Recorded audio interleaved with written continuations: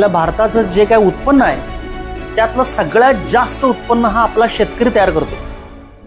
म्हणून भारत हा कृषीप्रधान आहे. ऑक्सिजननुसार आपण जिवंत आहोत.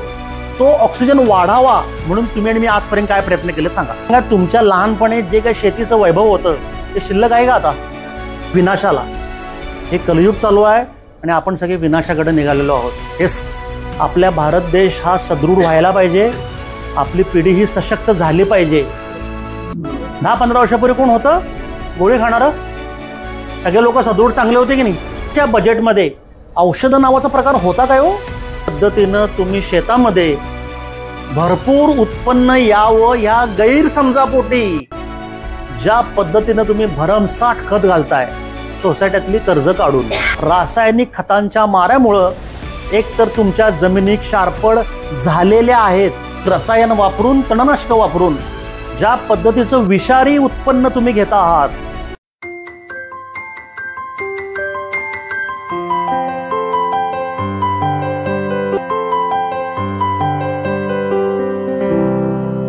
सेंद्रिय शेती आहे. सेंद्रिय शेतीला, सेंद्रिय भाजीपाल्याला जो हमीभाव जो मिळवून देण्याचे सुद्धा यांच्याकडं बरेचसे असे कॉन्ट्रॅक्ट्स आहेत. गोवा आपलं राज्य सोडून दुसऱ्या राज्यामध्ये देखील हा भाजीपाला त्यांची पाठवण्याची तयारी आणि योग्य असं रास्त भाव मिळवून देण्याची त्यांच्यामध्ये जिद्द आहे आणि पेशेने ते सिव्हिल इंजिनियर असून देखील शेतकऱ्यांसाठी ते कार्यरत आहेत. गेली 8 वर्ष. आमची 8 दिवसापूर्वी आजऱ्यामध्ये मीटिंग झाली. आजऱ्यातील काही 25-30 लोक आले होते, पण ते लोक देखील आश्चर्यचकित झाले की आजऱ्यामध्ये 2 BHK एका घरामध्ये त्यांचं ऑफिस चालू आहे. 5 मुली तिथं, 5-6 मुली कार्य करतात. संबंध महाराष्ट्र सोडून इतरही राज्यातून त्यांना फोन येतात. त्याप्रमाणे त्यांनी भेटीला जातात किंवा ज्यांना जे औषध हवे असेल त्या औषध ते पाठवून देतात. अशा पद्धतीनं बरेच काही त्यांनी डेव्हलप केलेलं आहे शेतीच्या बाबतीत. आणि ज्यांनी हे अवलंबलेलं आहे त्यांना खरोखरच आज एक रासायनिक खतांच्या पासून मुक्तता मिळालेली आहे. आणि एक आपल्या शेतकऱ्यांच्या मध्ये एक डोक्यामध्ये भरवलं गेलेलं आहे की रासायनिक खतं वापरल्याशिवाय हे शेतीमध्ये उत्पन्न होत नाही. आताचा सध्याचा विषय घेतला तर तणनाशकांचा. आता महिला असू देत किंवा पुरुष असू देत, तण काढण्यासाठी आपल्याला मिळत नाही म्हणून आपण तणनाशकची फवारणी मोठ्या प्रमाणात करतो, कारण पुढचं झंझट नको. पण त्या तणनाशकामुळं जमीन जी आहे, तुम्ही आता मी तुमच्या सर्वांपेक्षा लहान आहे वयानं, आपण नांगरण केल्यावर ते जमिनीमध्ये जे ढेकळे उठतात ते ढेकळे आपण फोडण्यासाठी पाऊस पडण्याची वाट बघतो. काय लगेच नांगर मारल्यावर लगेच दुसऱ्या दिवशी रोटर कोण मारते काय? याचं कारण काय आहे? ते जमिनीची पोत संपलेली आहे रासायनिक खतांचा वापर करून. आणि त्यात तणनाशकचा आता सध्याच्या काळामध्ये जास्तच अतिवापर होत आहे. त्यामुळं साहेबांनी स्वतः त्यांच्या मित्र एक आहेत, आता ते काही कारणास्तव इथं उपस्थित राहू शकले नाही, त्यांनी स्वतः तयार केलेले औषधं आहेत. पुढे जाऊन हे आपल्याला भारतीय जनता पार्टीच्या वतीनं जे शेतकरी सेंद्रिय शेती करतील त्यांना सर्टिफिकेट, आणि त्याचबरोबर त्या रासायनिक त्या सेंद्रिय शेती करण्यासाठी जो खत लागणार आहे, जे साहेबांची जे हे लागणार आहे, सामग्री लागणार आहे, ते खत आपल्याला पुढे जाऊन आता हळूहळू टीम गठीत होणार आहे. त्यानंतर आमच्या भेटी होतील. भेटीनंतर मग ते पॅकेज तुमचं एकराप्रमाणे जेवढं औषध तुम्हाला लागेल ते अप्रॉक्स 25,000 ते 30,000चं औषध तुम्हाला मोफत देण्यात येईल, हे या ठिकाणी मी सांगू इच्छितो. आता यानंतर आपले माननीय राहुल टोपले साहेब आपल्याला जी माहिती देतील आपण या ठिकाणी ऐकून घ्यावं.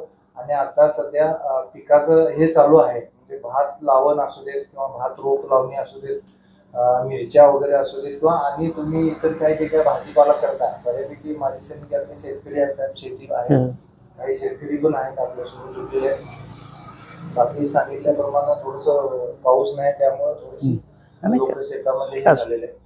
हा संदेश नक्कीच लोकांच्या जाईल. सरपंच साहेब, माजी सरपंच साहेब सगळे आपल्या संपर्कात आहेत. त्यामुळं जे इथं जे साहेब सांगतील त्या पद्धतीने तुम्ही करा. कशा पद्धतीने करायचं आहे, त्यांची जी 2च औषध आहेत, एक भूसुधारक आणि एक अन्नपूर्णा टॉनिक. तुमच्या पिकाला कुठल्याही प्रकारची कीड लागत नाही आणि अतिशय चांगलं असं उत्पन्न कमी जागेमध्ये देखील आपण घेऊन आपलं आर्थिक सक्षमीकरणाचा पाया या ठिकाणी 100% घालू शकतात. त्यांना काही याच्यामध्ये पडायची आवश्यकता नव्हती. सिव्हिल इंजिनियर होते, पेशे होते, पण एक शेतकऱ्यांचं कुठंतरी चांगलं करावं म्हणून ते या गेली 8 वर्षापासून यामध्ये गुंतलेले आहेत. आणि मला देखील, मी ज्या दिवशी आजऱ्याला गेलो मला पण आश्चर्य वाटलं की आजऱ्यातील लोकांना माहिती नाही. आणि आज आपल्याला माहिती आहे आजरा घनसाळ ज्या पद्धतीने ब्रँड होता, पण त्या ब्रँडचं काय अवस्था झालेली आहे. फक्त ते नावाला आजरा घनसाळ त्याच्यामध्ये मिक्सअप करून स्थानिक दलालांनी तिथलं सगळं वाट लावलेलं आहे. त्यामुळं साहेबांचा मोठा संकल्प आहे तो ब्रँड परत तयार करायचा.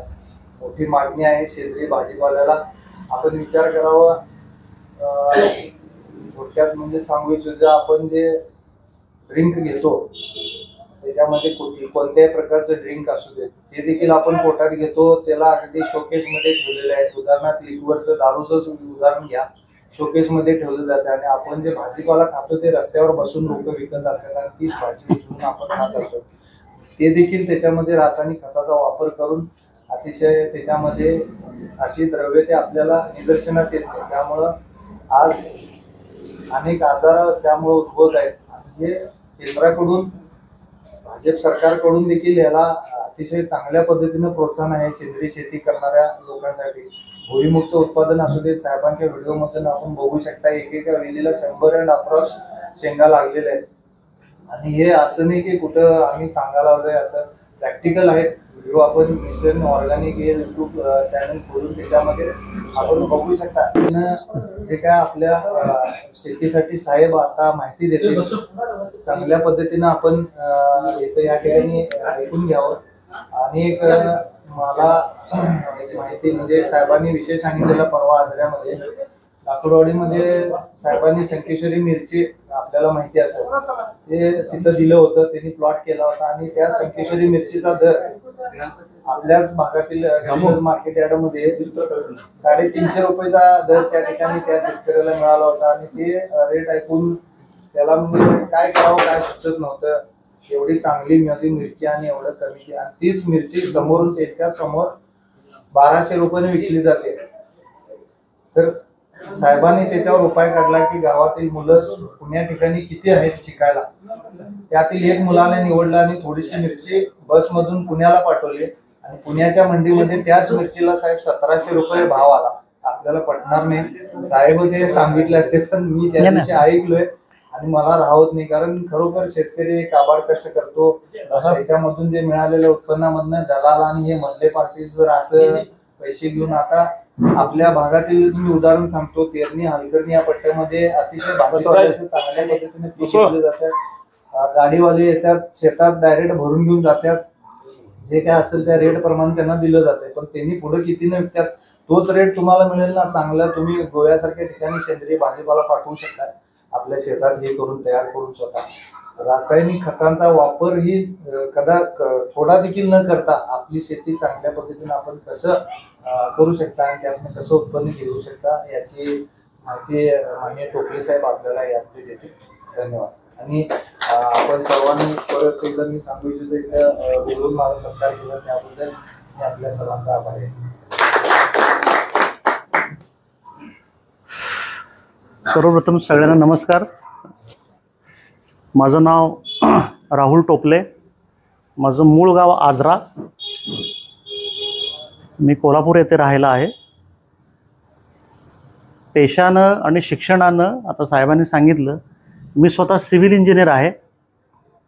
आणि अत्यंत प्रामाणिकपणे सांगतो, मी नेहमीच प्रत्येक भाषणामध्ये पहिल्यांदाच सांगतो की शेतीचा मला कसलाही अनुभव नाही, मी स्वतः शेतकरी नाही किंवा शेतीमधलं माझं कसलंही शिक्षण नाही. आता तुम्हाला पहिल्यांदाच हे वाक्य ऐकल्यानंतर असं वाटत असेल की आज शेती संदर्भात बोलायला ऐकायला बोलवलं आहे आणि सांगणारा माणूस पहिलं वाक्य सांगतो की मी शेतकरी नाही आणि मला अनुभव नाही. हे खरं सांगण्याचं धाडस मला दत्तगुरूंच्या मुळं आलं, कारण मी दत्तमार्गी मी गिरणारी आहे. आणि माझा व्यवसाय सोडून शेतीकडं वळण्याचं सुद्धा निर्णय आणि माझ्या आयुष्यातला हा सगळ्यात मोठा अवघड गोष्ट ही दत्तकृपेमुळंच झाली. जरी माझा शेतीतला अनुभव नसला, शिक्षण नसलं, तरीसुद्धा गेली 10 ते 12 वर्ष प्रिसाइजली 2012-2013 पासून मी अखंड भारतभर नैसर्गिक आणि पारंपरिक शेती संदर्भात काम करतोय. म्हणजे काय, आता तुम्ही सर्व लोक आता साहेब म्हणाले की जरी ही माझी सैनिक संघटना असली तरी बऱ्यापैकी सगळे लोक शेतकरी कुटुंबातली आहेत, बरोबर ना? म्हणजे तुमच्या लहानपणापासून तुम्ही शेती बघितलेली आहे. तुम्ही विचार करा, 100 मधले 65 हे शेतकऱ्याकडनं येतात, उरलेले 35 हे सर्व इतर उद्योगाकडून येतात. फक्त खंत अशी आहे, तुम्ही आता इकडे सगळे शेतकरी आहात. हा फक्त भाषणाचा कार्यक्रम नाही, तर हा चर्चेचा कार्यक्रम आहे. कारण मला तुमच्याकडून पण काही गोष्टी समजून घ्यायच्या आहेत. आपण दोघं जण एकमेकाशी खरं बोलूया. जे शेतकरी आहेत ते शेती करतायत किंवा ज्यांच्या घरामध्ये शेती आहे, म्हणजे सगळेच थोडक्यात.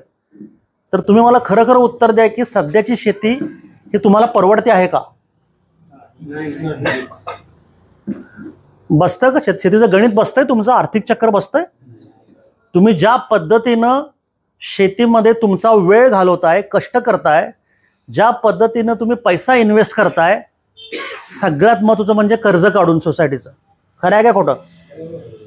बिना सोसायटीचा शेतकरी कोण आहे का इथं? माझं गुलाबाचं फुल त्याला आहे कोण? वाघ असा आहे बिना कर्जाचा शेती करणारा? आपण हे हसत बोलतोय मित्रांनो, पण हे अत्यंत शर्मेची गोष्ट आहे आणि ह्याबद्दल मला प्रचंड खेद आहे. मी गेली 12 वर्ष जे काम करतोय महाराजांच्या कृपेनं, हे काम माझं आध्यात्मिक आणि पारंपरिक शेतीचं आहे. माझा खरा विषय आध्यात्मिक शेती हा आहे. निसर्गामध्ये भगवंतानं ज्या गोष्टी तुम्हाला आम्हाला दिलेत जगण्यासाठी, ह्या पृथ्वी जेव्हा ही निर्माण झाली, ही सृष्टी जेव्हा निर्माण झाली, ह्या सृष्टीमध्ये ज्या विश्वविधात्यानं ही सृष्टी निर्माण केली त्यानंच सगळे जीवजंतू, पशुपक्षी, प्राणी निर्माण केले ना, बरोबर ना? मनुष्य प्राणी, आपण प्राणी आहोत. जरासं शहाणं झालोय म्हणजे गडबड आहे सगळी. पण भगवंतानं ही जी सृष्टी निर्माण केली, तुमच्या माझ्यासारखे पशुपक्षी प्राणी निर्माण केले, ह्या सर्व सृष्टीला चालवण्यासाठी भगवंतानं एक नैसर्गिक व्यवस्था तयार केलेली होती आणि आहे. हे तुम्हाला मान्य आहे का? जो माणूस परमेश्वराला मानतो त्याला मी ईश्वरीय भाषेत सांगेन, आणि जो माणूस भगवंताला मानत नाही त्याला मी नैसर्गिक भाषेत सांगेन. निसर्ग म्हणजेच भगवंत, भगवंत म्हणजेच निसर्ग, दुसरं काही नाही. संत परंपरेत सांगितलेलं आहे. माझ्या भाषणामध्ये थोडा तुम्हाला अध्यात्माचा वास येईल, थोडा नाही जास्तच, कारण माझ्या कामाचा बेस अध्यात्म आहे. माझ्या कामाचा बेस दत्तगुरू आणि माऊली आहे. माझ्यासारखा बिना शेतीचा माणूस शेतीकडे वळला, हेच तुम्ही समजून घ्या ह्याच्या मागे काय असेल.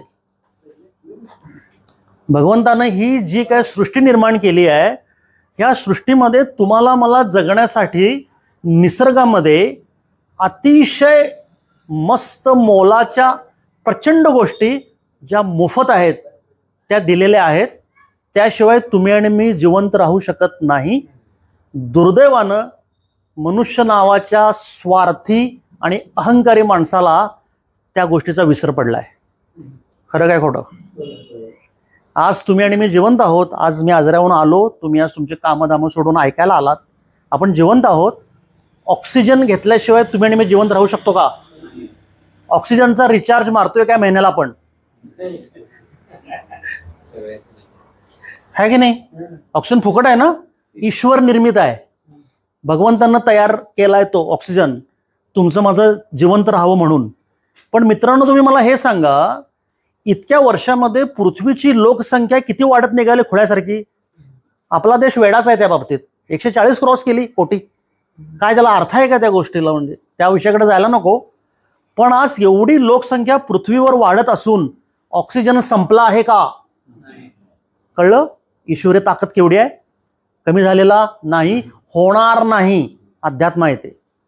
पण मला खरं सांगा, ज्या ऑक्सिजननुसार आपण जिवंत आहोत तो ऑक्सिजन वाढावा म्हणून तुम्ही आणि मी आजपर्यंत काय प्रयत्न केले सांगा? खरं बोलायचं. उलट झाडं तोडून टाकली. ज्याच्यापासून तयार होतो ऑक्सिजन तेच तोडलंय. आणि कारण काय सांगतोय? वसबी उगवून येईना म्हणून झाडं तोडावलंय बांधावरची. हे मोठे शास्त्रज्ञ आहेत आमच्याकडे एक एक. असं काय नसते मित्रांनो. माणूस फक्त कारण शोधतोय विनाशाला. हे कलियुग चालू आहे आणि आपण सगळे विनाशाकडे निघालेलो आहोत. हे संपवा लागलो लवकर आपण. आणि हे जे संपवायला लागलो ना, त्याच्यामध्ये पहिली गोष्ट शेती आहे. कारण आता शेती पण संपत निघालेली आहे. शेती शिल्लक आहे. तुम्ही सगळे सिनियर वयोवृद्ध माऊली आमचे आहेत सगळे, तुम्ही सांगा तुमच्या लहानपणी जे काही शेतीचं वैभव होतं ते शिल्लक आहे का आता? आज तुम्ही लोक सीमेवर जाऊन ज्या पद्धतीनं रक्षण करताय ना, तुम्ही सीमा सांभाळता आहात, पण सीमेच्या आत एक वेगळं युद्ध चालू आहे बरं का साहेब. शांतपणे ऐका जे माजी सैनिक असतील ते. तुम्ही लढाया लढता आहात देशाच्या सीमेवर, पण देशाच्या आत एक वेगळं युद्ध चालू आहे. ते आमच्यासारख्या माणसाला भगवंतानं पहिल्या डोक्यात घातलं. ते युद्ध कुठलं आहे माहिती आहे का? भारतातील भावी पिढी संपवण्याचं युद्ध सुरू आहे. भारतातील पुढच्या पिढीचं आरोग्य बिघडवण्याचं काम सुरू आहे. आणि भारतातील कष्टकरी जनता जी आहे, जे माझे कष्टकरी बांधव आहेत, जे माझे अहोरात्र राबणारे माझे शेतकरी आहेत, त्या शेतकऱ्यांचा आर्थिक कणा तोडण्याचं काम सुरू आहे. आणि हे सगळे भांडवलशाही आणि राजकीय लोकांनी अतिशय व्यवस्थित प्लॅन करून, तुम्ही मला सांगा की तुमची हिटणी गावाची लोकसंख्या किती माऊली? सरपंच आहेत का? लोकसंख्या किती अंदाजे? 3,500 लोकसंख्या. 3,500 लोकसंख्या म्हणजे साधारण 500 ते 700 उमरा, बरोबर? कॅल्क्युलेशनच आहे ते परफेक्ट. 500-700 उमऱ्याच्या ह्या सुंदर हिटणी गावामध्ये 10, 15, 20 वर्षापूर्वी कुठलं घर असं होतं की ज्या घरामध्ये डायबेटीस, ब्लड प्रेशरची गोळी खाणारं कोणतरी होतं? मला सांगा जरा, सिनियर लोक आहेत ते सांगा. शेतामध्ये उत्पन्न येतंय? ट्रॅक्टर किती HP लागतो नांगराला? त्याच्या खाली चालतोय का ट्रॅक्टर? का बरं? जमीन घट्ट का झाली? तुम्ही तुमचे वडील आजोबा पणजोबा असताना लाकडी नांगरायचं घेऊन, लाकडी नांगर आहे ना अजून? मी पण तुमच्या भागातला आहे. मग लाकडी नांगरानं जी जमीन नांगरली जात होती म्हणजे जमीन मऊ होती.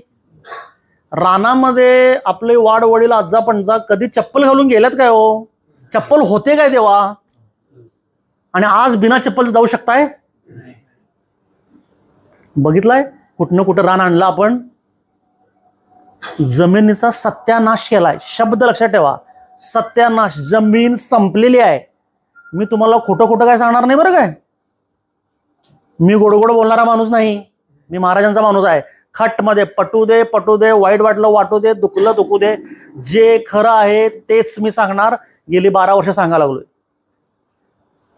आणि ह्याच ताकदीनं आज अभिमानानं सांगेन, आज अखंड महाराष्ट्रातल्या 36 जिल्ह्यामध्ये, म्हणजे 36 जिल्हे आहेत महाराष्ट्रातले, आज आपल्याबरोबर, आमच्याबरोबर, आमच्या मिशन ऑर्गॅनिक ह्या आमच्या संस्थेबरोबर 3.5 लाख शेतकरी जोडले गेलेले आहेत. आज देशातली 2 नंबर संस्था आपली आहे, खरं कुणाला माहित नाही. साहेब म्हणता आजारात माहितच नाही आमचं ऑफिस आहे ते. मी सांगायला जात नाही कुणाला, कारण सध्या चांगलं चालत नाही. चुकीचं वाईट असेल तर लगेच, चांगल्याला नाही, कलियुग आहे, चांगल्याचं नाणं वाजत नाही. 3 वर्ष झालं आदरात ऑफिस आहे. कुणाला, माझ्या घरात माहित नाही, कुणाला तर नातेवाईकाचं नाही, आमच्या भावकीत. आम्ही शांतपणे काम करतो. हे का शक्य आहे माहिती आहे? दत्तगुरूंची कृपा, तो आशीर्वादाने ती ताकद आमच्या बरोबर आहे. आम्ही अतिशय शांत, 12 लोकांचा स्टाफ आहे ऑफिसला आमच्या. शांत काम सुरू आहे. आज अखंड देशातनं मला भेटायला लोक आजरात येतात. खरं आजरात माहिती नाही मी इथं बसतोय ते. आत्ता परवा कार्यक्रम घेतल्यावर सटपाटलेच लोक, आम्हाला माहितीच नाही म्हणलं काय. युट्यूबवर माझे शेकडो व्हिडिओ आहेत. हे माझं मी काय मोठेपणा सांगत नाही, पण तेवढं काम भगवंतानं आमच्या हातनं करून घेतलंय. आणि आम्ही जे काम करतो आहे ते शेती वाचवण्याचं आणि सर्वसामान्य लोकांच्या आरोग्याचं काम करतोय. आमचं मिशन ऑर्गॅनिक नावाची जी संस्था आहे ना, त्याचं आमचं ब्रीदवाक्यच हे आहे. आज तुम्ही सगळे सैनिक लोक आहात, त्याबद्दल माझ्या मनामध्ये प्रचंड आदर आहे. आमच्या संस्थेचं ब्रीदवाक्य आहे, सदृढ आणि सशक्त भारताचे स्वप्न. आपल्या भारत देश हा सदृढ व्हायला पाहिजे. आपली पिढी ही सशक्त झाली पाहिजे. 10-15 वर्षापूर्वी कोण होतं गोळी खाणारं? सगळे लोक सदृढ चांगले होते की नाही, काम धाम करून मस्त. आता मला आत्ता सांगा तुम्ही, 2025 मध्ये ह्या 500-700 घरांच्या मध्ये असं एखादं घर आहे का की ज्या घरामध्ये गोळीच कोण खात नाही? आहे की नाही गंमत? मग ह्या 10-15 वर्षात असं काय घडलं हो की आरोग्यपूर्ण तुमचं गाव, प्रत्येक घरामध्ये गोळ्या खायला लागलेत लोक. आज कष्टकरी जनता आहे तुम्ही, उन्हातानामध्ये, पावसामध्ये, थंडीमध्ये दिवस रात्र तुम्ही शेतामध्ये काम करताय म्हणजे तुमच्या शरीराला कष्टाची सवय आहे, बरोबर. तुम्हाला कुठं जिममध्ये जायला लागत नाही, व्यायामशाळेत. अंग ताकदीचं आहे, घाम येणारा अंग आहे. मग अशा कष्टाच्या शरीरामध्ये ह्या प्रकारचे रोग आले कुठून, याचा विचार केलाय आपण? डायबेटीस, ब्लड प्रेशर संसर्गजन्य रोग आहेत का? तुमच्या कुणातल्याला कसला ब्लड प्रेशर आहे, बीपी आहे, डायबेटीस आहे, आपण शेजारी बसलोय, हात लावलाय म्हणजे तुम्हाला मला होतोय, बरोबर. म्हणजे तो हवेतून येत नाही, संसर्ग होत नाही, बरोबर. मग हे आजार शरीरामध्ये आले कुठून?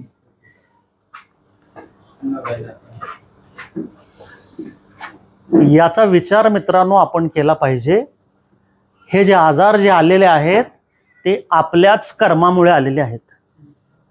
ज्या पद्धतीनं तुम्ही शेतामध्ये भरपूर उत्पन्न यावं या गैरसमजापोटी, शब्दन शब्द आहे का, भरपूर उत्पन्न यावं या गैरसमजापोटी ज्या पद्धतीनं तुम्ही भरमसाठ खत घालताय सोसायट्यातली कर्ज काढून,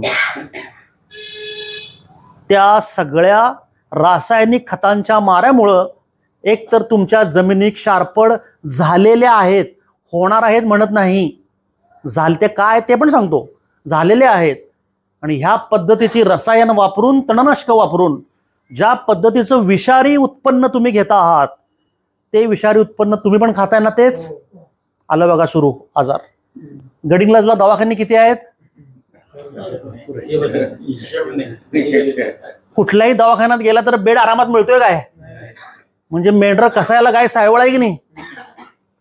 पाठीमाग पेशंट तयार करण्याचं काम सुरू आहे आणि इकडे दवाखाने सुरू आहेत. परत सांगतो धाडसानं, रासायनिक खत कंपन्या आणि फार्मास्युटिकलवाले माफिया यांची साठगाठ आहे. खत कंपन्यावाले तुम्हाला गळाला लावून इकडे खत वापरायला लावून लोक आजारी पाडतात आणि आजारी पडलेली मेंढरं तिकडे कापायला जातात. लक्षात घ्या. मेडिकलचा तुम्ही सांगा, सर्वसामान्य भारतीय कुटुंबामध्ये, खेड्यामध्ये, मी सुद्धा आजरात ग्रामीण भागात राहिलोय, माझे सुद्धा आई वडील शिक्षक होते, मी सामान्य घरातून चालूय. आपल्या लहानपणी आपल्या घरातल्या महिन्याच्या बजेटमध्ये औषध नावाचा प्रकार होता काय हो? आता आहे की नाही मौली? तुमच्या महिन्याच्या बजेटमध्ये औषध ऍड झालं की नाही? आपण ऍड केलंय, आपण, तुम्ही आणि मी. लक्षात ठेवा, विसरायचं नाही.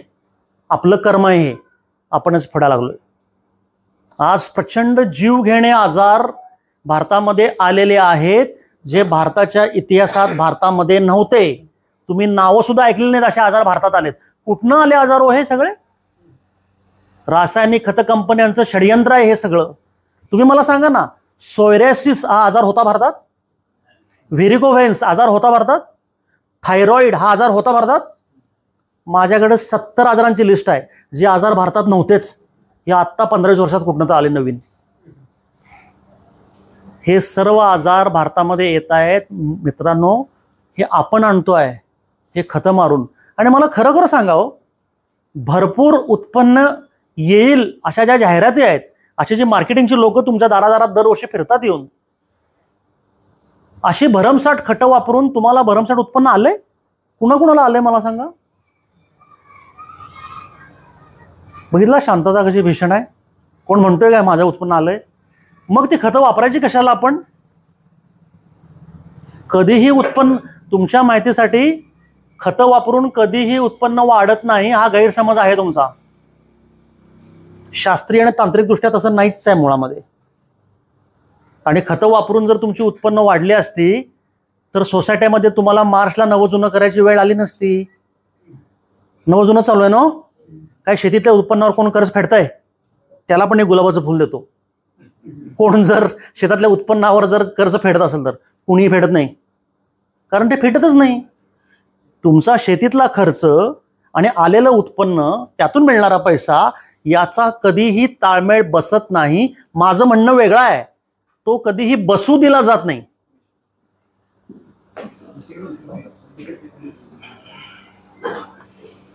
आणि सगळ्यात दुर्दैवी गोष्ट कुठली आहे माहिती आहे का? त्याची मला पहिल्या दिवसापासून खंत आहे. तुमच्याकडे काय त्याचा उपाय असेल तर मला सांगा. प्रत्येक ठिकाणी, कार्यशाळेमध्ये, शेतीशाळेमध्ये हा प्रश्न मी प्रत्येकाला विचारतो. आज तुम्हालाही तो प्रश्न विचारतो. आज इतके काबाड कष्ट तुम्ही करता, त्याला माझा सलामच आहे. शेतकरी माझा कधी जिद्द हरत नाही किंवा नुकसानीत गेलाय म्हणून शेतकरी माझा शेती सोडत नाही. कुणी शेती सोडले? वाघासारखं तुम्ही काम करताय. पावसात, उन्हाळ्यात, हिवाळ्यात, रात्री 1:30, 2:00, 3:00 पाण्याच्या पाळ्या आल्यावर तुम्ही कसं पळताय की नाही, हे मी स्वतः बघितलंय. मी रानातून राहिलोय लोकांच्या बरोबर आणि त्यांचं दुःख बघितलंय, त्यांचे कष्ट बघितलेत. तुम्ही एवढं राबताय, कर्ज काढताय, हात उसनवाऱ्या करताय, मित्रांकडनं पैसे, नातेवाईकांकडनं पैसे घ्यायचं, काय काय दुनियादारी करताय. आणि तुम्ही तुमच्या शेतामध्ये एवढे उठाठेवी करून जे काही कृषी उत्पन्न घेताय, भले तो भाजीपाला असू दे, कडधान्य असू दे, आणि कुठलंही वेलवर्गीय असू दे, फळं असू देत, फुलं असू देत, जे काही उत्पन्न तुम्ही तुमच्या रानामध्ये घेताय, त्या सगळ्याचा दर ठरवण्याचा अधिकार तुम्हाला आहे का?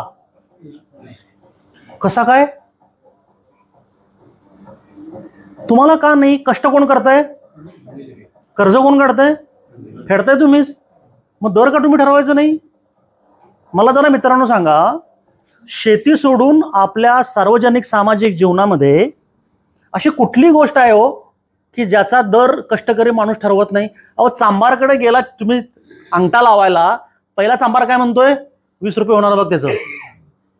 तुम्ही होय म्हणूनच तर चप्पल हात लावतोय काय? घरात पेंटरला बोलवा, वेल्डरला बोलवा, वायरमनला बोलवा, कशाला सुतारला बोलवा.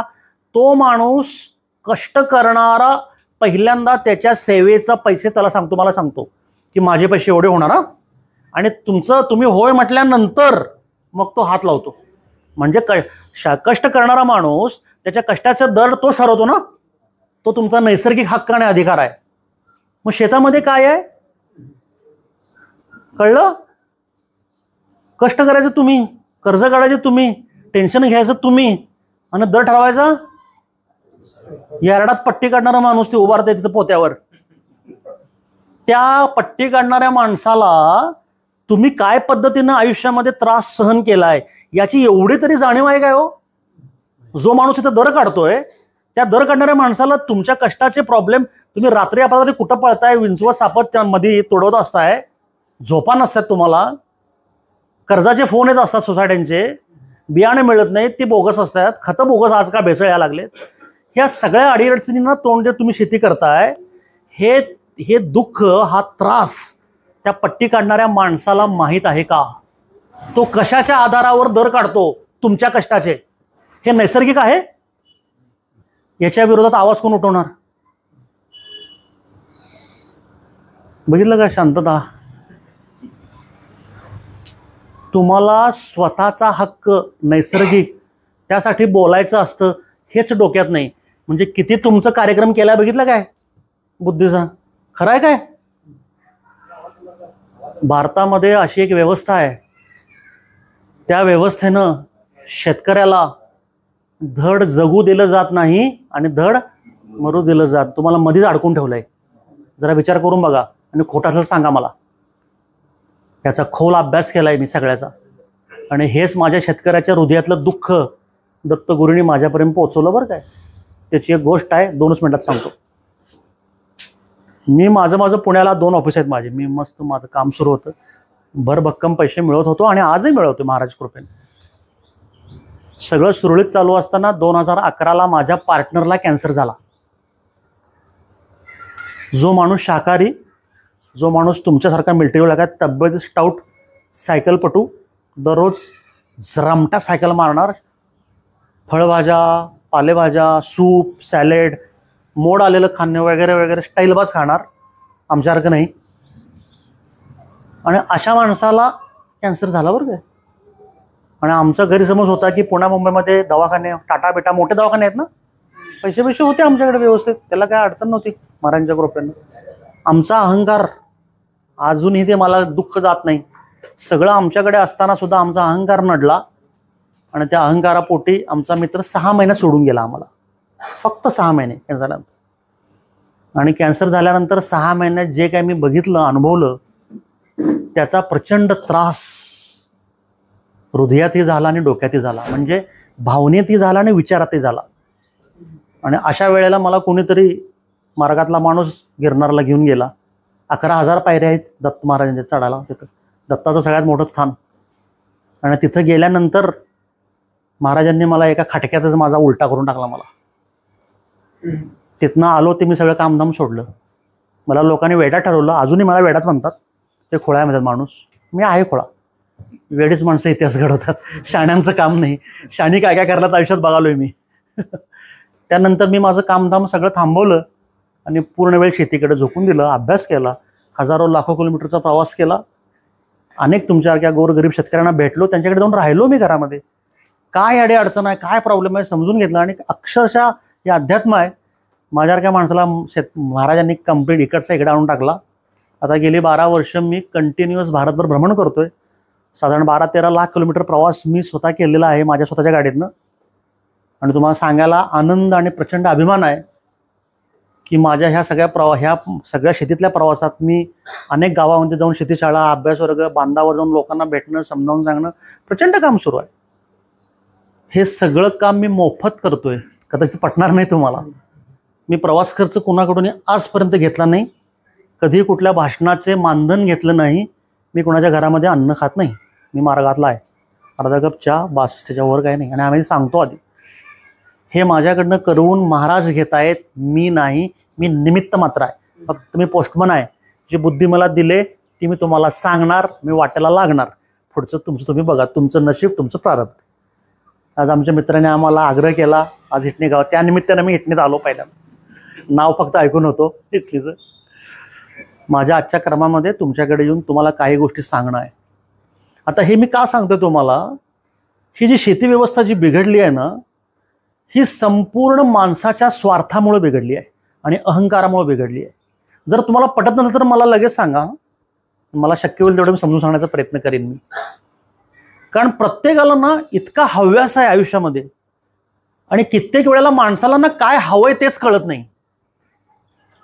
मला नुसतं घर दार गाडी हे पाहिजे ते पाहिजे ते पाहिजे, 2 मजली पाहिजे, मग बुलेट पाहिजे, मग अजून ही गाडी पाहिजे, मग संपत नाही हो.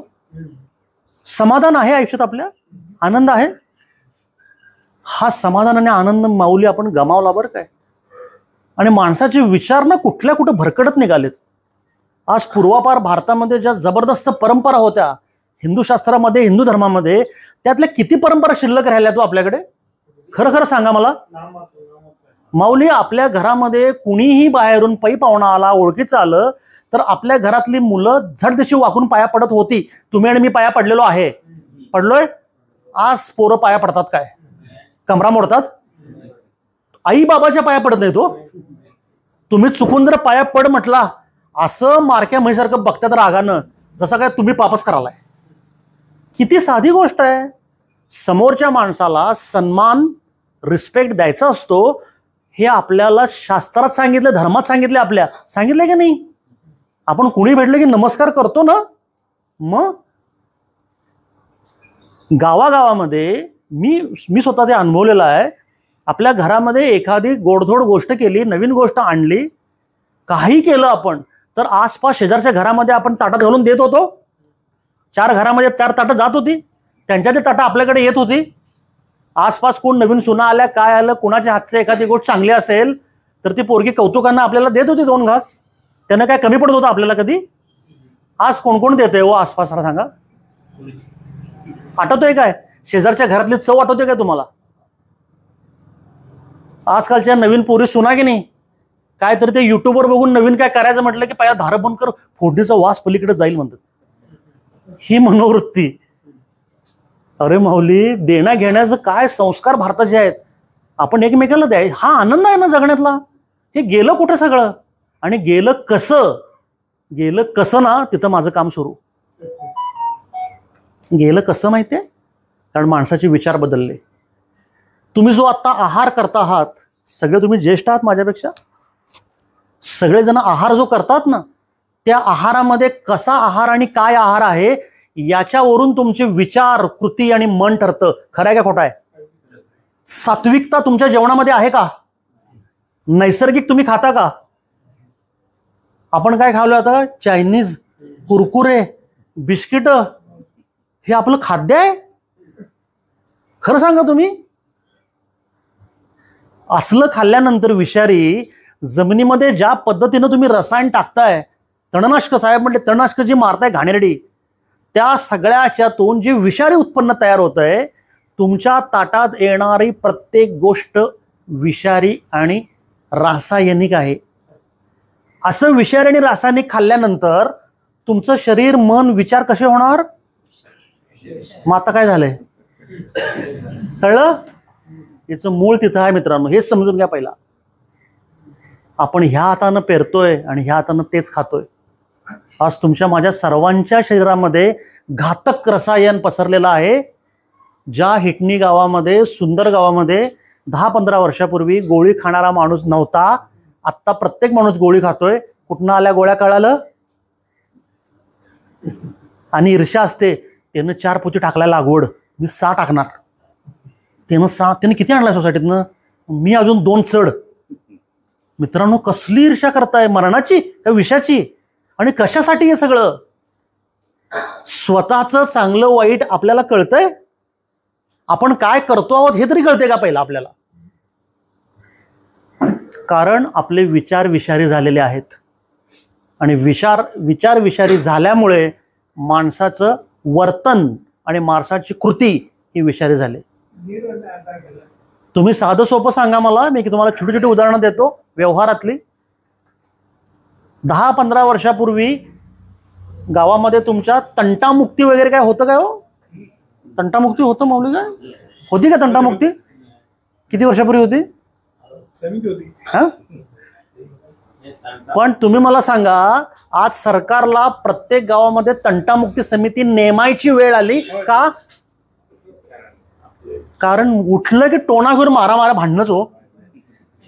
डोकं गरम झालं ना. ताबा नाही तुमचा, मनाचा ताबा आहे शरीरावर. राग राग राग. घरात बायकोवर भांडते, भावाभावांची भांडणं, बांधावरची भांडणं, सोसायट्या, राजकारण, कार्यक्रम, बायका, सगळं नुसतं कचकच. विचार करा हे का आलं? जुन्या काळामध्ये प्रत्येक गावामध्ये एखादा प्रतिष्ठित माणूस असायचा, एखादं घर असायचं. दादा, नाना, बापू, तात्या, कोणतरी. ही भारताची परंपरा होती. कोणाच्या घरामध्ये कुरबुर झालं की चल त्याच्याकडे डबायला. मान वर करून बघा, धाडस होता का त्याच्याकडे कोणाकडे? त्यानं आवाज केला की गप, भांडण तट्टा मिटला. बघा, कोण नांदाला येत नाही, कोण नांदाला जात नाही, काय असेल जाग्यावर खटक्यावर बोट. आता त्या नाना तात्याच्या घरातली पोरं त्याला ऐकनात, गाव काय ऐकल? अशा प्रकारची मनोवृत्ती विषारी खाण्यामुळे झालेली आहे. कारण तुमच्या मनाचा ताबा संपला. तुम्ही विष खात आहात. आणि हे विष खातात म्हणजे विष तयार करते कोण? अशी ही सुरुवात आहे.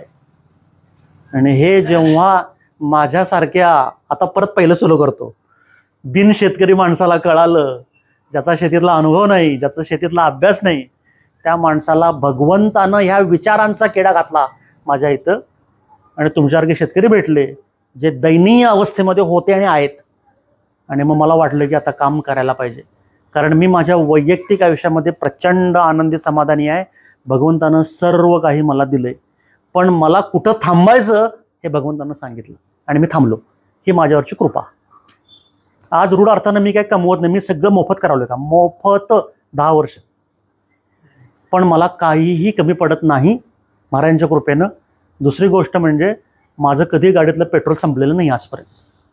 मी सांगून आलोय, ज्या दिवशी पेट्रोल संपेल ते थांबलो.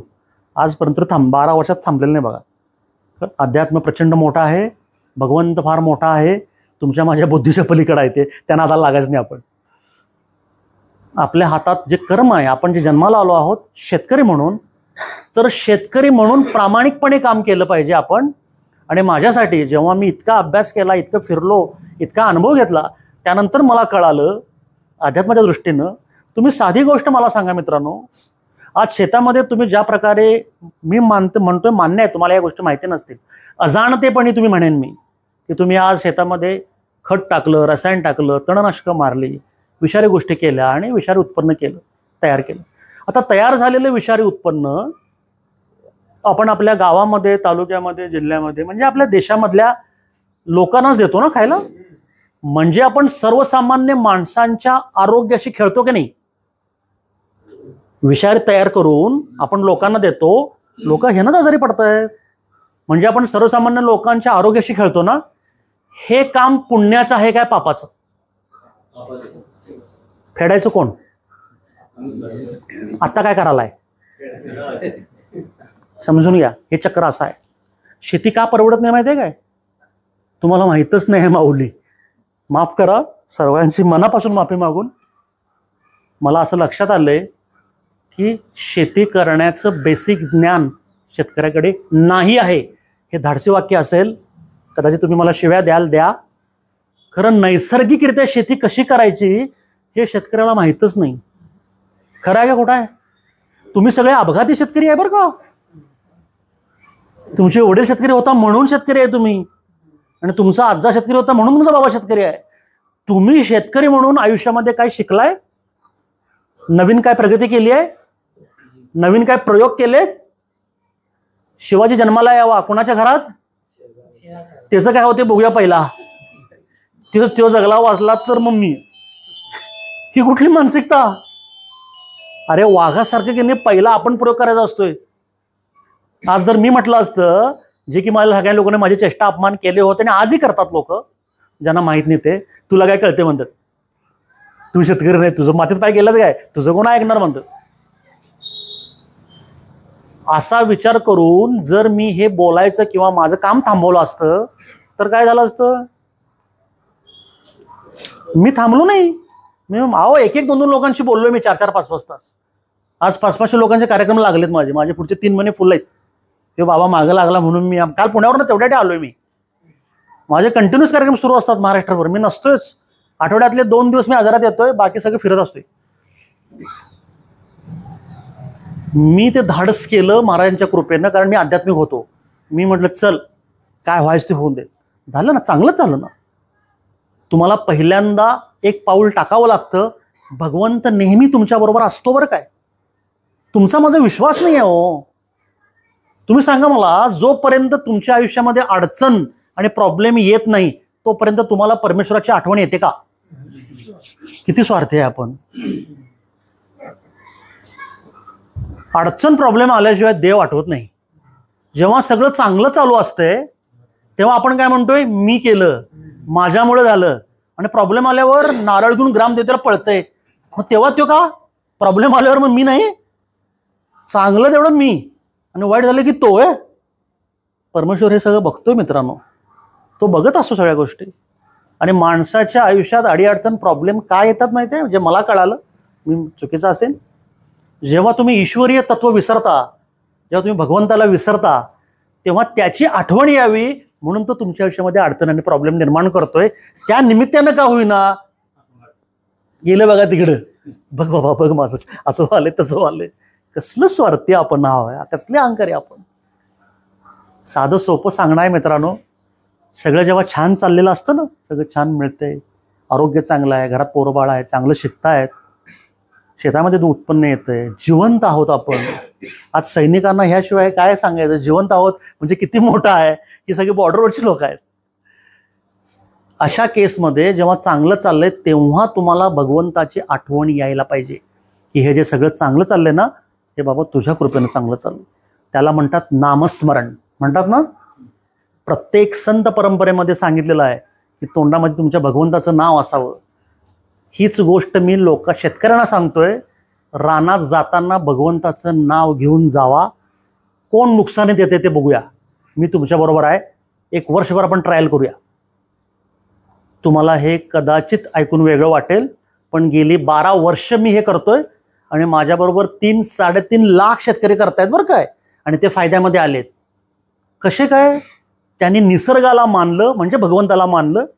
साधं सोपं आहे. आम्ही फंडामेंटलच वेगळा काढला आहे. आणि जो अत्यंत कमी खर्चिक आहे आणि अत्यंत कमी शारीरिक कष्टाचा आहे.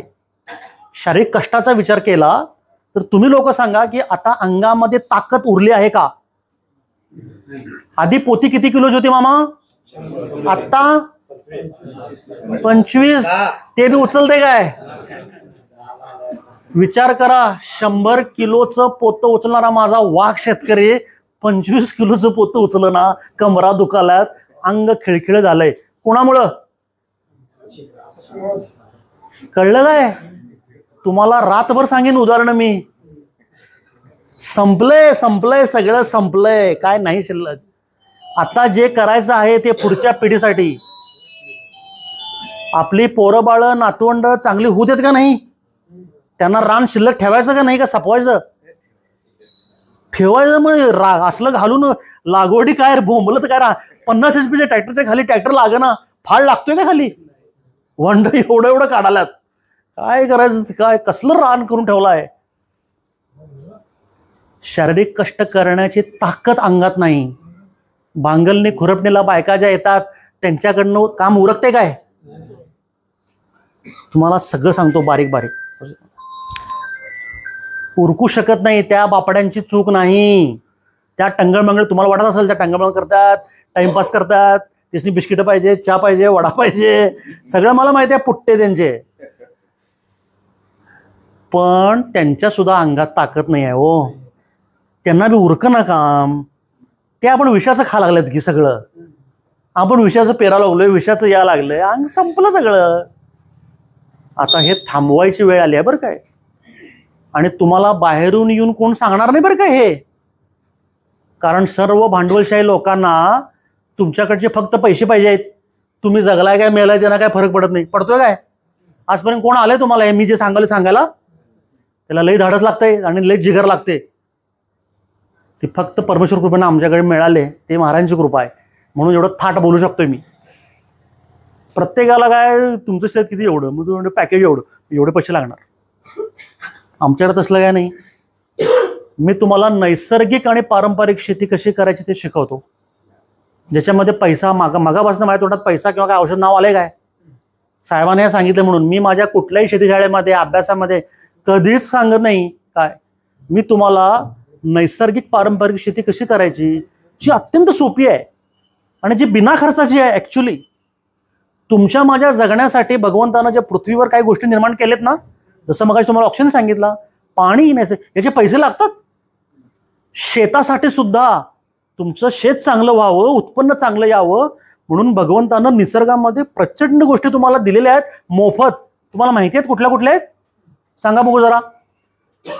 हाडाचे शेतकरी, सूर्यप्रकाश, पुढे 1, हवा 2, पाणी. असं बोलायचं नाही, गुळगुळीत, प्रिसाइज. नायट्रोजन. नायट्रोजन शिवाय शेती होऊ शकत नाही. सूर्यप्रकाश. सूर्यप्रकाशाशिवाय शेती होऊ शकत नाही. कार्बन डायऑक्साईड हवेतला, त्याशिवाय फळधारणच होत नाही. कार्बोहायड्रेट्स तयारच होत नाहीत. आता हे पाणी, सूर्यप्रकाश, कार्बन डायऑक्साईड, नायट्रोजन याचे कोण बिलं भरताय हो? चालत मामा. मग कर्ज कुठली? हे फुकट दिले की परमेश्वरानं तुम्हाला, तरी आणि रडतयच रानात काही ना म्हणून. प्रॉब्लेम कुठं आलाय माहिती आहे? तुम्ही निसर्गाला सोडून अनैसर्गिक गोष्टीकडे गेला, तिथं प्रॉब्लेम सुरू झाला. तुमचे पूर्वज जी शेती करत होते ते खतं वापरत होते. कुठनं आलं घाण होई? आणि आता असं काय झालंय की खताशिवाय रानात माझ्या काय येतच नाही. आता तुम्हाला मी विचारतो, उद्यापासून हिटणीमध्ये आता तुम्ही 50 लोक आहे उदाहरणार्थ, त्यातल्या 25 लोकांच्या रानामध्ये उद्यापासून खत बंद. युरिया नाही, लागवड नाही, DAP नाही, नॅनो युरिया नाही, तणनाशक नाही, फवारण्या बाण करून टाकाय सगळं. कोणाला धाडस आहे? आणि हे केल्यानंतर तुमच्या रानामध्ये काय उगवून येईल नाही येईल कोणाला खात्री आहे नाही, सांगा मला. बघितलं काय चलबिचल मनात? तुमचा विश्वासच नाही आहे भगवंतावर आणि ह्या ईश्वरीय व्यवस्थेवर. हे मी तुम्हाला सांगायला आलोय. कुठल्याही खताची तुमच्या शेताला आवश्यकता नव्हती, आज पण नाही आहे आणि कधीच लागणार नाही. कारण परमेश्वरानं तयार केलेल्या सृष्टीमध्ये तुमच्या शेताला आवश्यक असणाऱ्या सर्व गोष्टी निसर्गामध्ये, आणि तुम्ही जिथे राहता, जिओग्राफिकल इंडेक्स म्हणतात त्याला, GI. ऐकून माहिती आहे GI? आता तुम्ही हिटणीमध्ये राहता तर हिटणीचं एक वेगळं हवामान आहे ना ह्या भागातलं. इथली माती वेगळी आहे, इथं पाणी वेगळं, म्हणजे पाऊस इथं पडतो. तो अभ्यास आहे. म्हणून मगाशी म्हटलं तुम्ही अपघाती शेतकरी आहे, तुम्हाला अभ्यासच नाही याचा. हिटणीमध्ये पारंपरिक पिकं कुठली होत होती 50 वर्षापूर्वी? जी गावामध्ये जी लोक आहेत जुनी, त्यांना विचारा, तेलबिया होत होत्या इथं, होत्या की नाही? मला माहिती आहे, अखंड भारताचा डेटा माझ्याकडे आहे. आता तेलबिया कोण कोण करतंय? कशी शेती परवडेल तुम्हाला? सुरुवात इथनं आहे. हिटणीचं हवामान, हिटणीचं पर्जन्यमान आणि हिटणी गावामधील माती तेलबिया चांगल्या येण्यासाठी पूरक आहे. हे नैसर्गिक, हे भगवंताने ठरवलंय, तुम्ही आणि मी नाही. त्यामध्ये बदल कोणी केला? का नुकसानीत गेला कळलं? पुन्हा तेलबिया लावा बघू कोण नुकसानीमध्ये येत आहे. मी तुमच्यावर उभारतो. आपण नैसर्गिक व्यवस्थेपासून बाजूला गेलो, निसर्गापासून बाजूला गेलो आणि तुम्ही विनाशाकडे गेला. कारण भगवंतानं ही सृष्टी परत परत सांगतो, पृथ्वी निर्माण करताना एक व्यवस्था निर्माण केलेली आहे. त्याच्यामध्ये कॉस्मिक एनर्जी आहे, प्रचंड मोठी एनर्जी हवेत. ही एनर्जी तुम्हाला मला जिवंत ठेवते आणि जगण्यासाठी आवश्यक असणाऱ्या गोष्टी ही एनर्जी तयार करते. वैश्विक शक्ती म्हणतात त्याला, कॉस्मिक एनर्जी. त्याच्यावर हे आयुष्याचं जीवन चालू आहे. आपण त्या एनर्जीला नाकारलं आणि आपण भांडवलशाही आणि राजकारणी लोकांच्या नादाला लागून आपण निसर्गाला नाकारून अनैसर्गिक शेतीकडे निघालो. ह्या भागामध्ये ऊस हा उत्पन्न नाही आहे. तुमच्या माहितीसाठी ऊसाला किती टन पडतंय?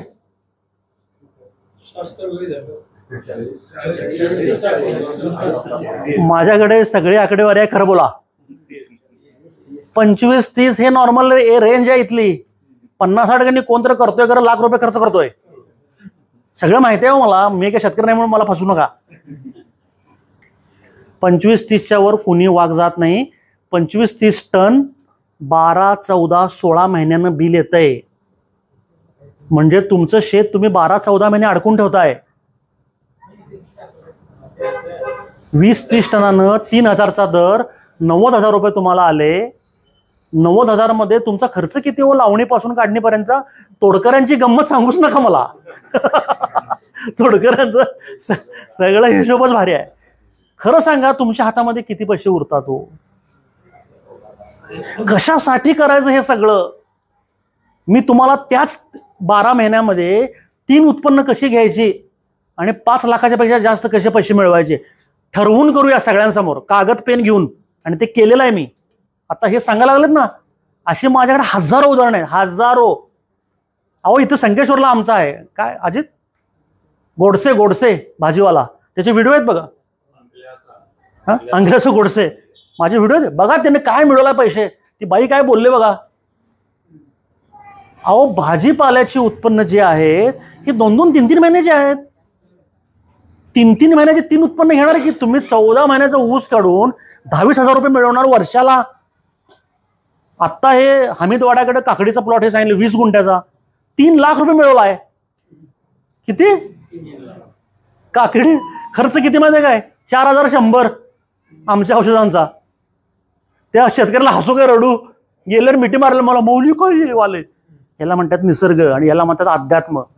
तुमचा विश्वास जर असेल की नाही त्याच्यावर सगळं होतंय. नसेल तर चालू करा तुमचं आहे ते 10 पोती 20 पोती, काय प्रॉब्लेम नाही, मला काय अडचण नाही. पैसे मिळवायचे असतील आणि सगळ्यात महत्त्वाचं म्हणजे पैशाच्या पुढं जे मला वैयक्तिक वाटतं, मी प्रत्येक शेतकऱ्याला सांगतोय की तुमचं आरोग्य चांगलं राहिलं पाहिजे पहिल्यांदा आणि तुम्ही आनंदात समाधानात राहिलं पाहिजे. आता खरं प्रामाणिक जरा डोळे बंद करून सांगावं, कोण कोण आनंदात समाधानात आहे हो? एवढी उठाठेव करून आहे आपल्या आयुष्याला आनंद समाधान आहे? मग कशासाठी आपण हे सगळं करायला लागलोय? जरा एक शांत बसून विचार करायला पाहिजे. नैसर्गिक पद्धतीनं तुम्ही शेती केल्यानंतर कुणीही नुकसान देत नाही. आज माझ्या 12 वर्षाच्या ह्या कामामध्ये एकही माणूस लॉसमध्ये आलेला नाही. जिकडे तिकडे झालंय काही लोकांचं, निसर्गामुळे झालं, चुकामुळे झालं काय, पण लॉसमध्ये खिशातले पैसे उलट देणारं असलं काय आमच्याकडे झालेलं नाही. कारण भगवंतानं हे करत असताना तुमच्या गावामध्ये, तुमच्या घरामध्ये नैसर्गिकरित्या ज्या गोष्टी असतात सहज वापरातल्या, त्याच शेतासाठी वापरायच्या असतात हे तुम्हाला कोणी मित्रांनो सांगितलं नाही. आणि त्याला पैसे लागत नाहीत, पैसेच लागत नाहीत त्याला. मग सोसायटीचा विषय आला कुठं? आता इथं सोसायटीवाले असेल मला शिवाय देतील, ही गिरायका तोडाला आमची म्हणणार येऊन गावात. कारण तुमच्या गावाच्या परिसरामध्ये जी नैसर्गिक वृक्ष संपदा आहे, नैसर्गिक झाडं जी आहेत, यातली बरीच झाडं तुमच्या शेतामध्ये उपयोग करायचा असतो. हे माहिती नाही, हे सांगत नाहीत आपल्याकडं. तुमच्या घरामध्ये असे कितीतरी पदार्थ आहेत जे तुमच्या रानामध्ये वापरायचे असतात, त्याला पैसेच लागत नाहीत. शेती अशी करायची असते, अत्यंत सहज सोपं. त्यातल्या 2-4 गोष्टी सांगतो. वेळेची मर्यादा आहे, तुम्हाला दुधाबिधाला जायचं असणार. साध्या सोप्या गोष्टी सांगतो, मग तुम्हाला कळेल. तुमच्या घरामध्ये आपण प्रत्येक शेतकऱ्याकडे आज जनावरं आहेत दुभती, बरोबर, दही दूध असतंच प्रत्येकाकडे.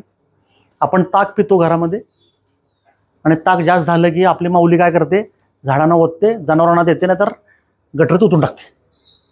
हे जे ताक आहे ना तुम्ही केलेलं घरातलं, हे ताक फवारणीसाठी वापरायचं असतं. घरगुती ताक पाठीवरच्या पंपात घेऊन ताक फवारल्यानंतर तुमच्या रानावर काळोखी येते, जी तुम्ही युरिया मानताय की नाही. अरे जरा पिवळं दिसायला, युरिया जरा मार रे, मग काळं होते बघ ते 8 दिवस. ताकाची फवारणी घेऊन बघा आणि काळं होते का बघा काय होते. त्याच्यामध्ये लॅक्टोबॅसिलस नावाचा बॅक्टेरिया असतो ताकामध्ये. दुधापासून जेव्हा दही तयार होतं, ही जी क्रिया आहे, ह्या क्रियेसाठी बॅक्टेरिया लागतो, जीवाणू, तो लॅक्टोबॅसिलस प्रत्येकाच्या घरामध्ये आहे. मग ते दही तयार होतं आणि मग आपण ताक तयार करतो. ताक जसं आपल्या शरीराला चांगलं, तसं ताक तुमच्या शेतातल्या प्रत्येक पिकाला चांगलं आहे बरं का. ताकाच्या फवारण्या घ्यायच्या असतात आणि ताक घरात साठवून ठेवायचं वर्षभर डेऱ्यात. जर तुमच्याकडे तांब्याची घागर जुनी असतात ना, तांब्याचं गंगाळ, त्यात ठेवला तर उत्तम. तांबं आणि ताक एकत्र यायला पाहिजे. हिरवा तवंग येतो, तांब्याचा अंश ताकामध्ये उतरतो, ते कीटकनाशक होतं. कळलं? ताकामध्ये तांबं लागलं की ते कीटकनाशक तयार होतंय. हिरवा तवंग येतो वर, त्याच्यामध्ये गुळाचा खडा दर 15-20 दिवसाला टाकायचा, एवढा. समजा तांब्याचं भांडं नाही, कुठल्याही मडक्यात डेऱ्यात साठवा आणि वाइंडिंगवाल्याकडे तारा मिळतात स्क्रॅपच्या, त्या किलोभर आणून टाका त्यात. घरात कीटकनाशक तयार. त्याच्या फवारण्या घ्या. बघू कुठली कीड येते ती, कशाला पैसे देऊन आणायचं विकत. आणि ह्यातली गंमत सांगतो व्यापारी लोकांची. लॅक्टोबॅसिलस नावाचा बॅक्टेरिया जो बुरशीवर काम करतो, कीटकनाशक म्हणून काम करतो, काळोखी म्हणून काम करतो, हा लॅक्टोबॅसिलस बॅक्टेरिया जर तुम्ही दुकानातून, शेती सेवा केंद्रातून जर फवारणी आणायला गेला, मागं वाचा, लॅक्टो लिहिलेलं असतंय. 1200 रुपये लिटर आहे. किती? आम्ही टाकाला इथं ओतून टाकाला मसराना. अशा छोट्या छोट्या गोष्टी घरामध्ये आहेत ज्यानं शेती करायची असते. विकत काय आणायचं नसतंय. ही नैसर्गिक शेती आहे, जे तुम्हाला कोणी शिकवणार नाही, कारण त्यांची दुकानं बंद होतील. खरं आहे की नाही मामा? दुसरी तुम्हाला एक गोष्ट सांगतो छोटी, हसू नका फक्त. मी जे सांगतोय त्याचा कागदोपत्री पुरावे माझ्याकडे आहेत. मी उगाचच कुठलं वाचून ऐकून रील बघून सांगत नाही आहे. आत्ताच सांगतो, प्रत्येक गोष्टीचा डॉक्युमेंट माझ्याकडे आहे बरं काय. मी इंजिनियर आहे बरं काय, बेसिक, ते विसरायचं नाही. तुम्ही तुमच्या रानामध्ये कुठलंही पीक असू दे, मी जे सांगतोय ते सर्व पिकांना बरं काय. ह्याला वेगळं त्याला वेगळं.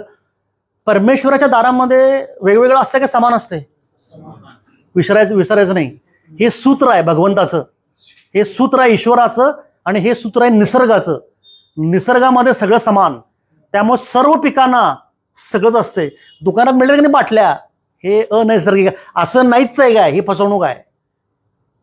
तुमचं कुठलंही पीक असेल, कुठलंही पीक कुठल्याही स्टेजला, लहान आहे मोठा आहे, फळ लागलेत फुलं लागलेत, फळझाडं आहेत फुलझाडं आहेत, वेलवर्गीय आहेत, कडधान्य आहे, ऊस आहे, नाचणी आहे, काय पाहिजे ते पीक असू दे, कुठल्याही पिकाला तुमच्या पाठीवरच्या पंपामध्ये तुमच्याकडे उपलब्ध असलेलं पाणी भरून घ्या. पाणी, साधं पाणी, विहिरीचं असू दे, तलावाचं असू दे, बोरिंगचं असू दे, पाटाचं असू दे, कुठलंही जे उपलब्ध आहे ते पाठीवरच्या पंपात पाणी भरून घ्या. आणि आत्ताची जी वेळ आहे ना 6:30 म्हणजे आता अंधार पडायला आला आहे वेळ, बरोबर, सूर्य मावळला आणि आता अंधार पडणार. ही वेळ महत्वाची आहे. ह्या वेळेला तुम्ही पाठीवरच्या पंपात पाणी घेऊन फक्त पाण्याची फवारणी करा रानावर. कशाची? तुम्हाला माहिती आहे ही गोष्ट? पाण्याची फवारणी केल्यानंतर तुमच्या पिकाच्या उत्पन्नामध्ये 25-30% वाढ होते. किती? पाणी मारल्यावर. एवढी पाण्यामध्ये ताकद आहे. आठवड्यातनं एकदा किंवा दोनदा संध्याकाळी 5-6ला आपलं मस्त गाणं आहे लावायचं आणि फवारणी करायची. किती पैसे लागतात पाणी फवारायला? मारून बघायचं आणि मला सांगायचं. मी जे सांगतोय याला शास्त्रीय भाषेत म्हणतात एअर इरिगेशन. तुम्ही पाणी पिकांना जमिनीतून देता, बरोबर? सगळेजण जमिनीतून पाणी देता ना, ड्रीप असेल, पाटाचा असेल किंवा अजून तुमचं कसलं असेल. जसं पिकांना जमिनीतून पाणी द्यायचं असतं तसंच पिकांना हवेतून पाणी लागतं. याचं पेटंट आहे भारतामध्ये, याचं पेटंट आहे. शास्त्रज्ञांचं नाव डॉक्टर मनोहर खके, जिवंत आहेत. मी फोन नंबर देतो. त्यांचं मूळ गाव अमरावती, राहतात पुण्याला. त्यांचे बरेच व्हिडिओ आहेत. फक्त पाणी फवारणी केल्यावर 25-30% उत्पन्न वाढतंय. तुम्हाला पाहिजे का नको? मारून बघा. कुठलंही पीक निरोगी होतं, फुटवे चांगले येतात, बुरशी लागत नाही, फुलगळ कमी येते, फळगळ कमी होते आणि उत्पन्न वाढतं. पेटंट आहे, पेटंट त्याचं इंटरनॅशनल पेटंट आहे. शास्त्रज्ञ माणूस तो, प्रचंड अभ्यास करून त्याने शोधलंय. हे तुम्हाला कोणी सांगितलंय का आजपर्यंत? का सांगते माहितीये काय? Shutter down. तिसरी गोष्ट, अशा माझ्याकडे भरपूर आहेत, सगळ्या एकदम सांगणार नाही. कारण पहिला तुम्ही चालू करून बघा. हे मी खरं बोलतो का बघा ना तुम्ही, मला पण चेक करा. आता पाणी मारलं तर पीक जळणार आहे तुमचं? करून बघायचं, सगळ्यांनी करून बघायचं आणि मग मला सांगा काय गंमत आहे ती. हे टॉनिक सारखं काम करते पाणी. पाण्यामध्ये प्रचंड ताकद असते. आपल्याला किंमतच नाही आहे हो. भगवंतानं तुम्हाला मला काय काय दिलंय मोफत, त्याची किंमत नाही आपल्याला. आणि हे कोणी सांगत नाही. हे दुर्दैव आपल्या भारताचं आहे. कारण आपला देश भांडवलशाही लोकांच्या ताब्यात गेलाय बरं काय. नुसतं मला काय मिळणार. आपण एकमेकाला मदत तरी करतोय काय सध्या? कोण मित्र म्हटला चल रे जरा गडीला जाऊन या बाईकवरनं, नाश्ता देणारच काय? नाश्ता देणार? खरं काय खोटं? त्यात पण तुम्हाला त्याच्याकडनं नाश्ता लागतोय. अरे दोस्ती नावाची काही चीज आहे का नाही? मैत्री म्हणून काय आहे नाही? आज तुम्ही नात्यासाठी गडीला जाऊन आला काय? तुम्हाला गाडीवर बसून जाणार काय? कमरा मोडतात का वागतात? त्यात आणि नाश्ता देणार काय मला? किती डोकं बाद झाले बघा आपलं. प्रत्येक मध्ये मला काय ते पाहिजेच. अहंकार आणि स्वार्थ, सेल्फ सेंटर्ड. बाहेर पडलं पाहिजे ह्यातनं. आणि बाहेर पडायचा मार्ग हा आहे, निसर्गाकडे जायला पाहिजे, विषमुक्त अन्न खाल्लं पाहिजे. आणि विषमुक्त अन्न खायचं असेल तर विषमुक्त अन्न तयार केलं पाहिजे पहिला. त्याशिवाय आपण हे सुधरू शकत नाही. जसं तुम्हाला ताकाची फवारणी सांगितली, जसं पाण्याची सांगितली, तशी अजून एक गमतीची फवारणी सांगतो. आता लकीली आपण पश्चिम महाराष्ट्रात आहे, आसपास जरा डोंगर बिंगर आहेत आपल्या. तुमच्या गावचं काय ऐरान बिरान आहे काय? ऐरान नाही गावाला? शिल्लकच ठेवाय नाही काय? तिथं मी लावून टाकलं. तर माती असते ना, माती, साधी माती आपली, ज्या मातीला रसायनाचा स्पर्श झालेला नाही अशी माती. आता दुर्मिळावी नाही सध्या, आठवणच कुठं नसेल. सगळ्या ठिकाणी माती खाल्ली आपण सगळे. डोंगर चुकून एका सामान घडत आहे आपला. डोंगर टेकडी एखादी असेल, ती डोंगर टेकडीवरची माती अजून रसायन, अजून तिथपर्यंत गेलेलो नाही आपण. तिथली माती चालते. रस्त्याचं एखादं काम आता आहे, हायवे सुरू आहे, हायवेच्या मातीमध्ये रसायन नाही आहे, अजून काही तिथपर्यंत गेलेलो नाही आपण रस्त्याचं रसायन घालायला. किंवा तुमच्या गावामध्ये एखादं जुनं घर उतरवलं असेल तर त्या घराच्या पायाची जी माती असते ना, तिथं रसायन नाही. बरोबर? काय हवंय आपल्याला? बिना रसायन लागलेली माती 20 किलो, एक टिक्की बाय एक पोतभर बारकं, ती घेऊन यायची. 200 लिटर पाण्याचा ड्रम आपला असतो, बरोबर, निळा. पाणी भरा संध्याकाळी, त्या पाण्यामध्ये माती टाकायची. माती कुठलीही असू दे, कलर काळी आहे काय, तांबडी आहे काय, क्षारपड आहे, ह्याची काय, मुरमाची आहे काय, पांढरी आहे काय, जी मिळेल ती, फक्त त्याला रसायन लागलेलं नसलं पाहिजे. ती माती पाण्यामध्ये भिजत घाला आदल्या दिवशी. दुसऱ्या दिवशी ते मातीचं पाणी तयार होईल, बरोबर. ते पाणी गाळून घ्या पंपामध्ये आणि मातीच्या दुधाळ पाण्याची फवारणी रानावर करा. कुठल्याही पिकावर, कुठल्याही अवस्थेला, लहान मोठं फळ लागलंय, फुल लागलंय, मातीच्या पाण्याची फवारणी केल्यानंतर जगातला कुठलाही रोग तुमच्या पिकावर आला असेल तर तो जाईल, किंवा आला नसेल तर येणार नाही. ऐकताय तुम्ही? जगातला कुठलाही रोग म्हणतोय बरं काय मी, जगातला. ह्या मातीच्या फवारणीनं, मातीचं पाणी साधं, तिनं फवारणी करायची पिकावर. ह्या फवारणीनं कुठलाही रोग आलेला असेल तर तो जातो किंवा येणारच नाही, प्रिकॉशन म्हणून आपण मारू शकतो त्याच्यावर. हे तुम्हाला माहित होतं का? ह्या टेक्निकला म्हणतात CVR technique. CVR, CV Reddy नावाचे शास्त्रज्ञ जिवंत आहेत हैदराबाद, त्यांना पद्मश्री मिळाला आहे ह्या शोधाबद्दल. अमेरिकेचे बुश मागचे राष्ट्रपती त्यांचे ते भेटायला आलेले, त्यांना त्याचे फोटो आहेत अवेलेबल. त्यांनी सांगितलं हा जगातला सर्वोत्तम शेतातला शोध आहे. भारतातल्या लोकांना माहिती तुमच्यापर्यंत आणूच दिली नाहीत. तुम्ही मला सांगा ह्याला किती पैसा खर्च लागतो? घरातलं पाणी मारला तुमचं पीक चांगलं येणार, मातीचं पाणी मारला रोग कंट्रोल येणार, टाकाची फवारणी मारला बुरशी जाणार, काळ होणार. अजून काय उरलंय? दुकानात जायची वेळ आहे का तुम्हाला? भगवंतानं तुम्हाला सगळं तुमच्याकडे दिलंय. तुझं आहे तुझं पाशी परी, कळलं काय? सगळं तुमच्याकडेच आहे. बोंबलत औषधं फिरतात दुकानात, गडीला जाऊया, लकी स्टोरला, कागलला जाऊया, इकडं आणूया. अरे हे नवीन काय आलंय वाटतं. डोळ्या बोवड्याचा तुझ्याकडे आहे आणि तिकडे कुठं बोंबलाला पैसे देऊन.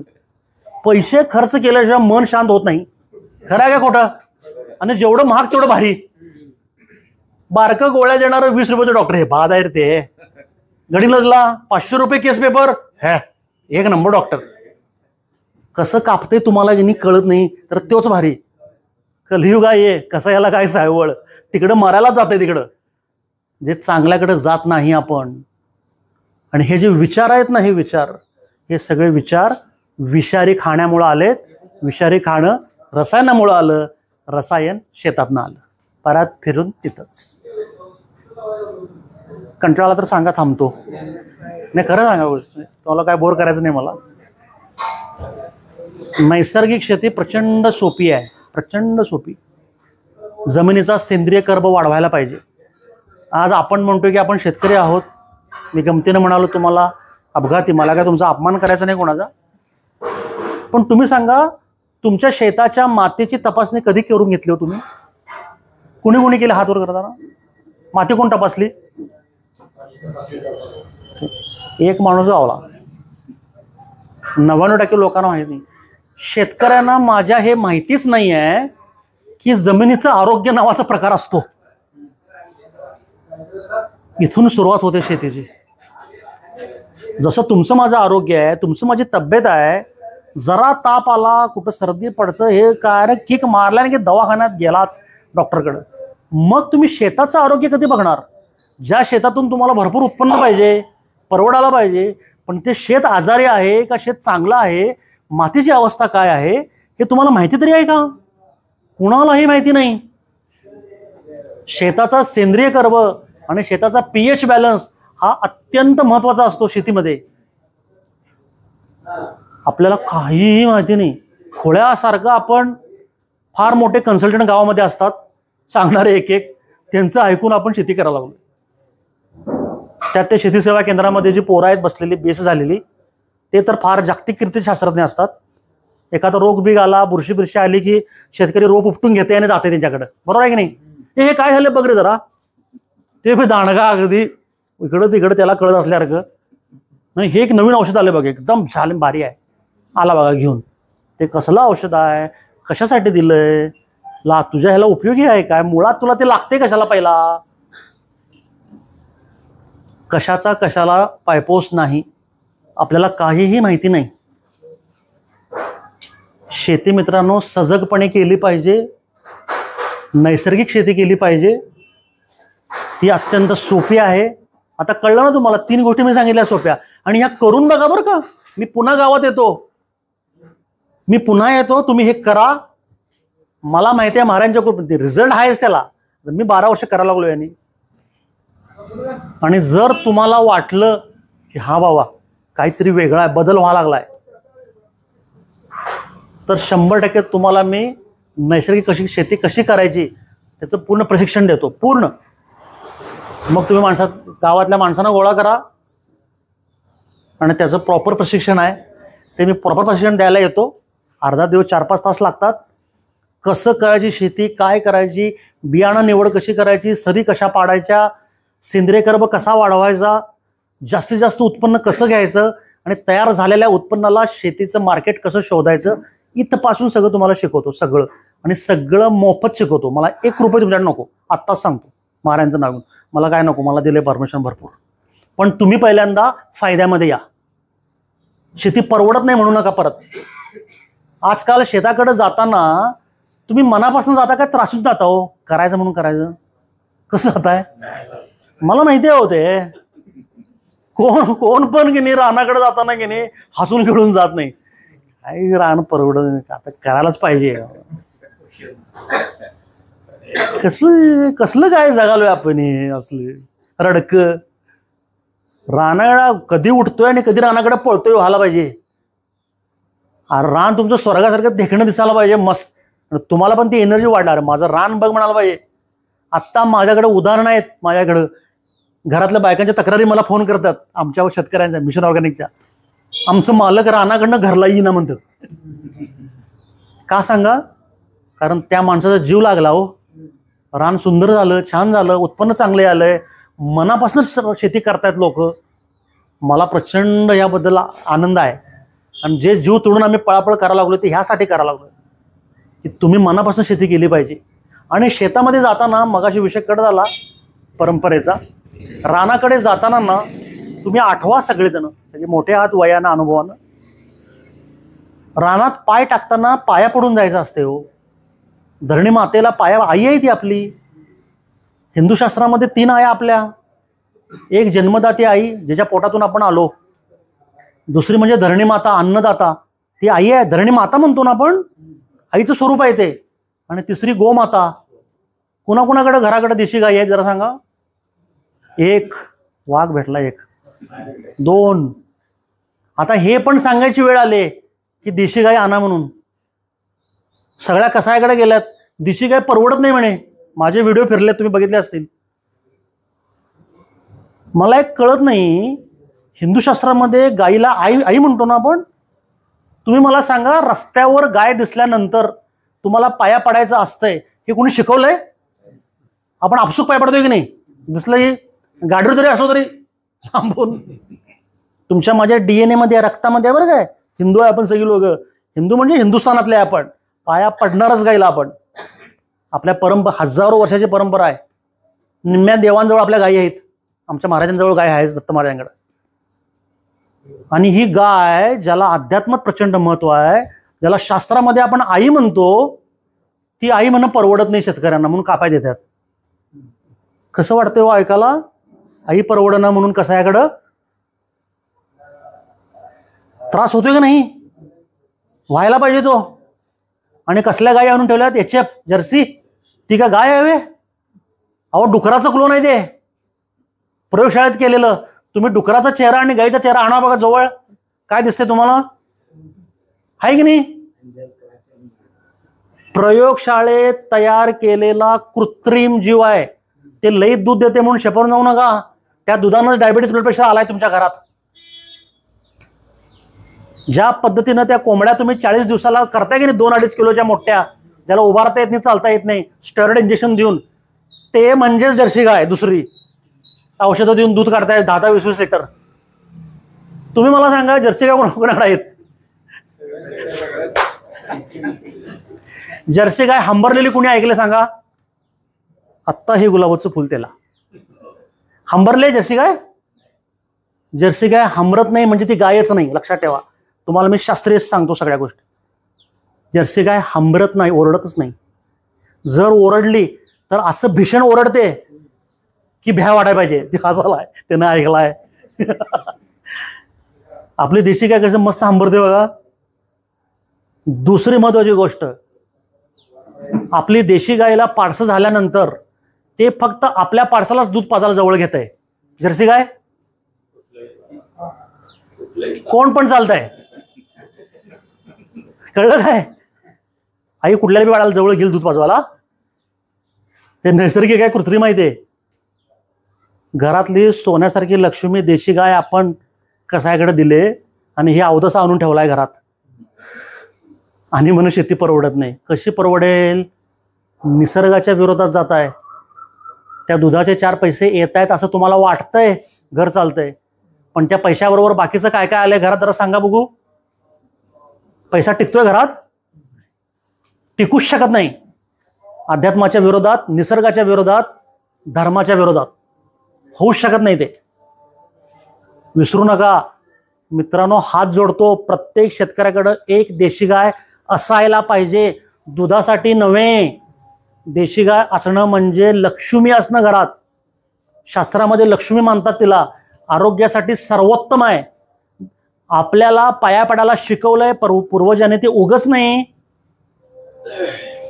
गायीला स्पर्श केल्यानंतर तुमच्या अंगातली निगेटिव्हिटी गाय ओढून घेते. देशी गायीकडे ती ताकद आहे. देशी गायला वशिंडा असतं ना पाठीवर गोल, वशिंडावरनं हात फिरवायचा, तुमची तब्येत चांगली होते, ब्लड प्रेशर जातंय. तुम्ही 8 ते 10 दिवस वशिंडावरनं हात फिरवा. कोणाकडे गाय आहे? 1 आणि 2. वशिंडावरनं हात फिरवायचा. 15 दिवसामध्ये चेक करून घ्यायचं, ब्लड प्रेशर राहिलं सांग मला. नॉर्मल होतं, गोळी बंद. गाय परवडना. अहो, गाय घरात असणं म्हणजे ती लक्ष्मी आहे. व्हायब्रेशन, त्या गायीचा श्वास उच्छ्वासातनं पॉझिटिव्ह एनर्जी घरामध्ये राहते. घरातल्या लोकांचं मानसिक शारीरिक तब्येत चांगली राहते. घरात गाय खुळी आहेत लोक, ती जुनी गायी घरात ठेवणारी. आणि आजही सर्च करून बघा मोबाईलमध्ये, अंबानीच्या घरामध्ये देशी गाय आहे, टाटांच्या घरामध्ये देशी गाय आहे, विप्रोवाल्यांच्या घरात, जे मोठे उद्योगपती आहेत, जी मोठी लोक आहेत, प्रत्येकाच्या घरामध्ये देशी गाय आहे. मोदी साहेबांनी गाय आणली की नाही? फोटो बघितला ना? घरात खोळ्या आहे ती माणूस. आपणच लई शहाणा आहे. अहो, देशी गाय ही घरात असलीच पाहिजे. आपली घरगुती आहे विषय हा. आमच्या भाषणातनं प्रेरित होऊन आमच्या हजारो शेतकऱ्यांनी गायी आणल्या. मला फोटो काढून पाठवतात, मौली आम्ही गाय आणली बघा बघा. परवा बारामतीला आमचा शेतकरी आहे, त्या शेतकऱ्यांना गाय आणली. घरामध्ये प्रचंड फरक पडला, तब्येती चांगल्या झाल्या. त्या शेतकऱ्याचं नाव काय माहितीये काय? रफिक शेख. काय नाव? तो गायी आणायला आहे. आणि आम्ही त्या पोरग्याने मला फोन केला, रफिक भाईनं, भारी पोरगा आहे, बारका आहे. मला म्हटलं मौली मी आणलो गाय, 1 नंबर हो, घरातनं फिरते. मला म्हटलं एवढा जीव लागलाय, घरात सगळं खुश. अब्बू तर म्हणालात कुठनं सुचलं तुला, घरात आणलास? पोरं बाळ जीव पाड प्रेम करायलात. मला फोटो व्हिडिओ करून पाठवले त्यांनी. रफिक शेख जर गाय आणू शकत असेल, आपण काय करायचो सगळी? काहीतरी मनाला वाटाय पाहिजे नाही. काय तर आणा हो, आणा एखादी गाय आणा घरात. आणि खरोखर तुम्ही सुद्धा मला सांगा, गाय आणल्यानंतर काय फरक. तुम्ही दोघं सांगा, गाय तर तुम्हाला काय फरक वाटतोय घरात? ते बघा, तुमच्या गावात 2 माणसं आहेत, गाय घरात असल्याची समाधान, बरं काय, शांतता, कमी भांडणं होत्यातच, पण कमी भांडणं, आरोग्य चांगलं राहतं, मन शांत स्थिर राहतं. गायीकडे ती व्हायब्रेशनल ताकद आहे. तिचं जे वशिंड आहे ना, त्याला म्हणतात सूर्यनाडी. वैश्विक ताकद ओढून घेण्याचा रिसिव्हर आहे. जगातल्या करोडो प्राण्यांच्या मध्ये एकालाच दिले ते, आणि ते पण भारतीय वंशाच्या. आणि अशी आपण गाय परवडणं म्हणून कसाकडे द्यायला लागलोय. कशी शेती परवडेल? शेतीसाठी ज्या मूलभूत गोष्टी लागतात तेच आपल्याला माहिती नाही. आपण ह्या निसर्गाला सोडलं, आपण भगवंताला सोडलं, मग परवडणार नाही हो. त्याचं स्वरूप विसरून चालत नाही. भगवंताच्या पुढं काय नाही. त्यानं जे काही विश्वनिर्मिती केली आहे त्याच्यामध्ये ढवळाढवळ करण्याचा अधिकार आपल्याला आहे. तो केला की नाही आपण? संत महात्म्यांनी आपल्याला प्रत्येक जाती धर्माच्या संतांनी काय सांगितलंय? मी स्वतः कुराणातले आयते वाचलेले आहेत. कुराणातल्या आयत्यामध्ये सुद्धा लिहिलंय बरं का शेती कशी करायची.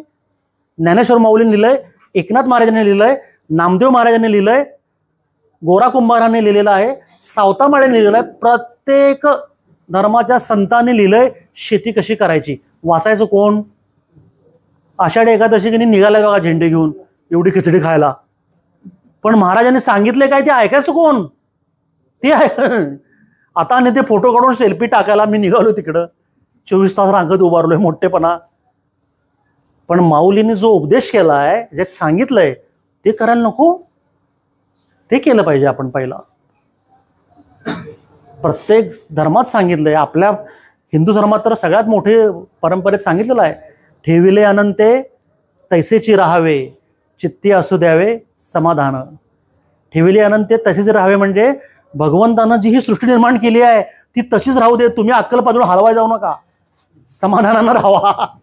आपण काय केलंय उलटच, गावल तिथं आपला कार्यक्रम आपला चालूच आहे. सगळ्यांनी हे शांतपणे पहिल्यांदा ह्या गोष्टीचा विचार करा. ह्या गोष्टी भरपूर आहेत, मी रात्री 11-12पर्यंत बोलू शकतो, पण वेळेची मर्यादा, तुम्हाला असलेली कामं, त्यामुळे मी माझं बोलणं थोडंसं आवर्त घेतो. तुम्हाला कोणाला काय शंका असतील, काय बोलायचं असेल तर आपण ओपन डिस्कस करूया. तुम्ही इतक्या वेळा शांतपणे ऐकलत त्याबद्दल धन्यवाद. आणि जर माझ्या बोलताना चुकून एखादा शब्द माझ्याकडनं वेडावाकडा गेला असेल, कुणाला लागला असेल, वाईट वाटला असेल, अपमान झाला असेल तर माझ्याकडून क्षमा याचना. धन्यवाद.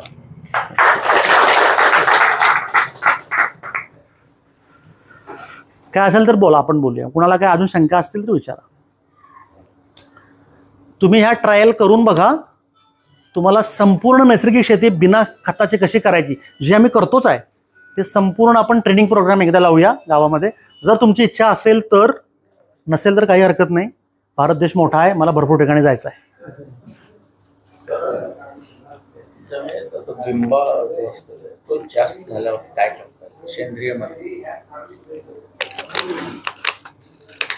लालसर आहे, लालसर नाही, हिरवा, पूर्ण हिरवाच होतो.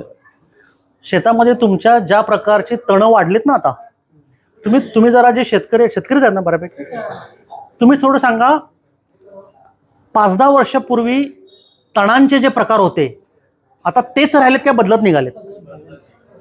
याच्यावर तुमचं निरीक्षण अभ्यास आहे? हे का बदलतंय माहिती आहे? तुम्ही जी खतं घालताय की नाही, हे दुर्दैव आणि अत्यंत वाईट गोष्ट आहे. आणि ही आम्ही प्रूव्ह केलेली आहे. त्या खतांच्या मधनं बियाणं येते बरं काय.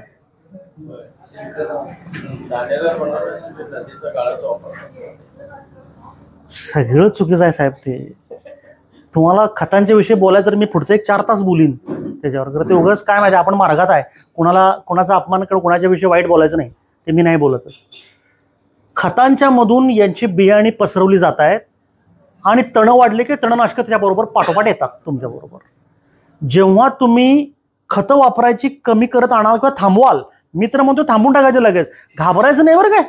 तुम्हाला एक सांगतो महत्त्वाची गोष्ट, तुमच्या मनामध्ये भीती असेल की खतं वापरली नाही तर काय उगून येईल का नाही, रानात का असं काही उलट आहे.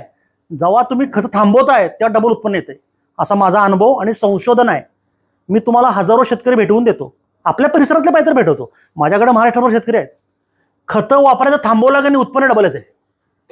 फक्त ते थांबवायचं धाडस वाघाचं काळीच लागतंय, कारण ती भीती आहे. आणि परत वाढ तू करून बघ, मग मी करतो. जो खवणे आहे की नाही त्यानं मी म्हणत नाही तुमचं रान 2 एकर 2 एकर कर, 10 गुंठ्याला करून बघा, मी म्हणत नाही. तुम्ही 10 गुंठे ट्रायल करा की, त्याला काय प्रॉब्लेम आहे? 10 ट्रायल बघा की, तुमचं 10 गुंठ्याचं उत्पन्न की नाही एकराला भारी पडतंय. आणि मग नंतर असं आहे. आत्ता लोक मला म्हणतात साहेब एवढं सोपी शेती आहे, आम्हाला कोणी सांगायलाच नाही. शेती सोपी आहे. आणि मी खरं सांगतो, मी एका व्यवसायामधनं इकडं आलो, सगळ्यात जास्त पैसा मिळायचा असेल की नाही तो शेतीमध्ये आहे बरं का. तुम्हाला कदाचित हे हास्यास्पद वाटेल आज, पण मी आज अतिशय विचारांती आणि जबाबदारपूर्ण सांगतो, जर तुम्ही व्यवस्थित नैसर्गिक शेती केला तर शेतीसारखा पैसा नाही. आज माझ्याकडे शेकडो माणसं उद्योगधंदा व्यापारातली IT मधली लोक सोडून शेती करायला येत आहेत, आपल्या भागामध्ये सुद्धा येत आहेत. त्यांना आम्ही संपूर्ण शेती शिकवतो आहे. आणि ती लोक आम्हाला सांगतायत नोकरी धंदा मुंबईला आम्ही 1-2 लाख पगारापेक्षा शेती परवडते. म्हणजे विचार करा किती पैसे मिळतात. आणि आपण बसलो कर्ज बाजारी, अजून कर्ज फिटना. शांतपणे करा, प्रयोग करा. तुम्हाला कधीही कसलं मार्गदर्शन लागत असेल 100% आम्ही तुमच्यावर आहे. माझं कार्ड नंतर देतील लोक, व्हिजिटिंग कार्ड, माझे फोन नंबर्स आहेत. आमचं कार्य आता तुम्ही आजराजवळच आहे. तुम्हाला कधी आजारात आला तरी चालतंय, तर फोन नंबर आहेत, फोन करा. फोनवरनं तुम्हाला सगळं मार्गदर्शन होत आहे. कुठल्या पिकाला कसं करायचं, काय करायचं हे सगळं सांगतोय. आणि जी आमची औषधं आहेत त्याची पण माहिती तुम्हाला कळते. आज तुम्ही आता नंबर दिलेत ना, फोन नंबर सगळ्यांनी आता लिहून, तुम्हाला उद्या व्हॉट्सअपवर ऑफिसमध्ये आमची माहिती येईल सगळी, ती वाचा. त्यात माझे काही व्हिडिओज आहेत, असे भाषणाचे पण आहेत आणि शेतकऱ्यांचे पण आहेत. ते ऐका, ते बघा, शेतकरी काय सांगतायत ते बघा. एकही माणूस लॉसमध्ये नाही बरं का, एकही. ज्यांनी रसायन सोडलं, जो निसर्गाकडे आला, तो प्रत्येक माणूस फायद्यामध्ये आहे, कुणालाही प्रॉब्लेम नाही. तुम्ही खतं वापरायचं कमी कमी आला की नाही की तुमचं ते आपाप कमी कमी, कारण बी त्यातच आहे. अजून काय माहिती हवी असेल तर विचार.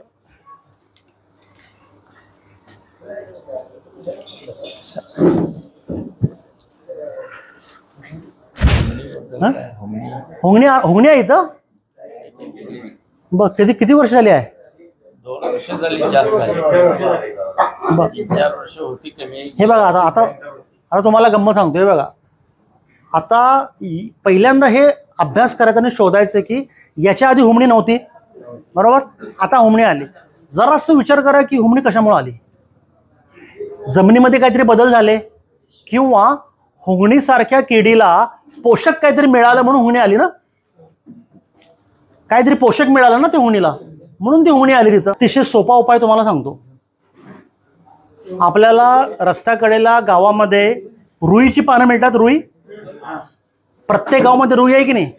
मी हेच सांगतोय, भगवंतांना तुम्हाला तुमच्या दारात सगळे औषध दिलेत, आपल्याला त्याचा वापर कसा करायचा माहिती नाही. आता रुईमध्ये 2 प्रकार असतात, बरोबर. एक जांभळट निळसर असते आणि एक पांढरी शुभ्र असते. त्यातली पांढरी रुई आहे ना, ती प्रचंड औषधी आहे. आता बघितलं काय, रुईची पानं आपण कुणाला घालतो? प्रत्येकाला अध्यात्म जोडलं गेलंय. हिंदूशास्त्र प्रचंड महत्वाचं आहे, आपण अभ्यास केला पाहिजे. आज ताकदीची देवता आहे ना, हनुमान ताकदीचे, त्याला आपण रुईचं पान घालतोय. रुईचं पांढरी रुई तोडून आणायची फांद्यासकट, कडवा कुट्टीचं मशीन असेल किंवा झेजरायची, बारीक बारीक करायची. एका ड्रममध्ये 200 लिटरच्या ड्रममध्ये साधारण 20-25 किलो पांढरी रुई आणून झेजरून पाण्यात घालायची. त्याच्यामध्ये धसकट असतं की नाही आपल्या तंबाखूचं, ते एक 5 किलो आणून घालायचं. आणि त्याला एक बॅक्टेरिया लागतोय, आमच्या ऑफिसमध्ये आहे तो बॅक्टेरिया, भूस वगैरे आहे ना त्यामध्ये आहे. एक 100 ग्रॅम त्यात टाकायचं आमची पावडर. त्यात 200 लिटरच्या ड्रममध्ये 25 किलो पांढरी रुई, 5 किलो धसकट तुमचं तंबाखूचं धस, आणि आमच्याकडे बॅक्टेरिया तो त्यात टाकायचा. 8 दिवस ठेवायचं ते द्रावण, 8 दिवस. आणि तयार झालेलं द्रावण 200 लिटरचं आहे की नाही, ते ज्या ठिकाणी तुमचं हुंगणी आहे तिथे ड्रेंचिंग करायचं. परमनंटली हुंगणी गेली, परत हुंगणी येत नाही, खलास. हा पंपानं करा, हातानं घाला, तांब्यानं घाला, मुरवायचं, जमिनीत मुरवायचं फक्त. ते पांढरी रुई आणि तंबाखू हे जबरदस्त हुंगणीसाठी परमनंटली. परत हुंगणी तुम्हाला दिसणार नाही जागा. लगेच चालू करा, थांबू नका त्याला, लगेच कायमची जाते. परत त्याला काय कुठलंही रसायन वापरू नका. तुम्हाला परत सांगतो, हुंगणीला औषध नाही आहे. जर कोण देत असेल काय केंद्रातनं, खोटं आहे. तुम्ही कृषी विभागात विचारा जाऊन, हुंगणीला औषध नाही, रसायनमध्ये हुंगणीला औषध नाही आहे. पांढरी रुई आणि दसकट हेच त्याचं औषध आहे. फक्त त्याला एक बॅक्टेरिया लागतो, तो आमच्या ऑफिसमध्ये आहे. संपर्क साधा घेऊन येऊन लगेच टाका, 8 दिवसात सगळं कमी होते, पूर्ण क्लिअर होते. आणि एकदा घातल्यानंतर परत येत नाही, सारखं सारखं करायची गरज नाही. कीड रोगराई येते का माहिती आहे का? त्या किडीला रोगराईला पोषक असलेल्या गोष्टी आपल्या शेतामध्ये तयार होतात म्हणून ते येतात. वाळवी काय ते सांगा? वाळवीला खाण्यासाठी काहीतरी बिन कुजलेलं राहतं ना, म्हणून वाळवी येते. उंदीर काय येतो, हुंगणी काय, याचा जरा विचार करा. आपल्याकडनं काय चुकते का पहिला बघा. आपण काय वेगळं केलंय म्हणून हुंगणी. आता तुमच्या गावामध्ये हुंगणी नव्हती, आता हुंगणी आली म्हणजे जमिनीमध्ये काहीतरी बदल झाला.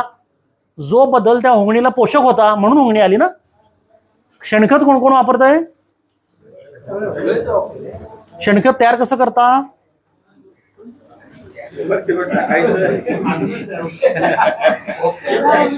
काय बोलायच्या आधी हसाल्यात. माऊली, तुम्ही तुमच्या रानामध्ये जे शेणखत म्हणून टाकता आहे ते शेणखत नाही आहे. गोड गैरसमजात ना बाहेर या. मी रानामध्ये शेणखत 10 गाड्या टाकलो रे, फुकट. पैसे फुकट, मजुरी फुकट. तुम्ही रानामध्ये जे टाकताय ते वाळलेलं शेण टाकताय. जरा विचार करा. शेणखत तयार व्हायला 18 महिने लागतात आणि शेणखत तयार व्हायला खड्डा लागतो. खड्डे कोणाकोणाकडे आहेत?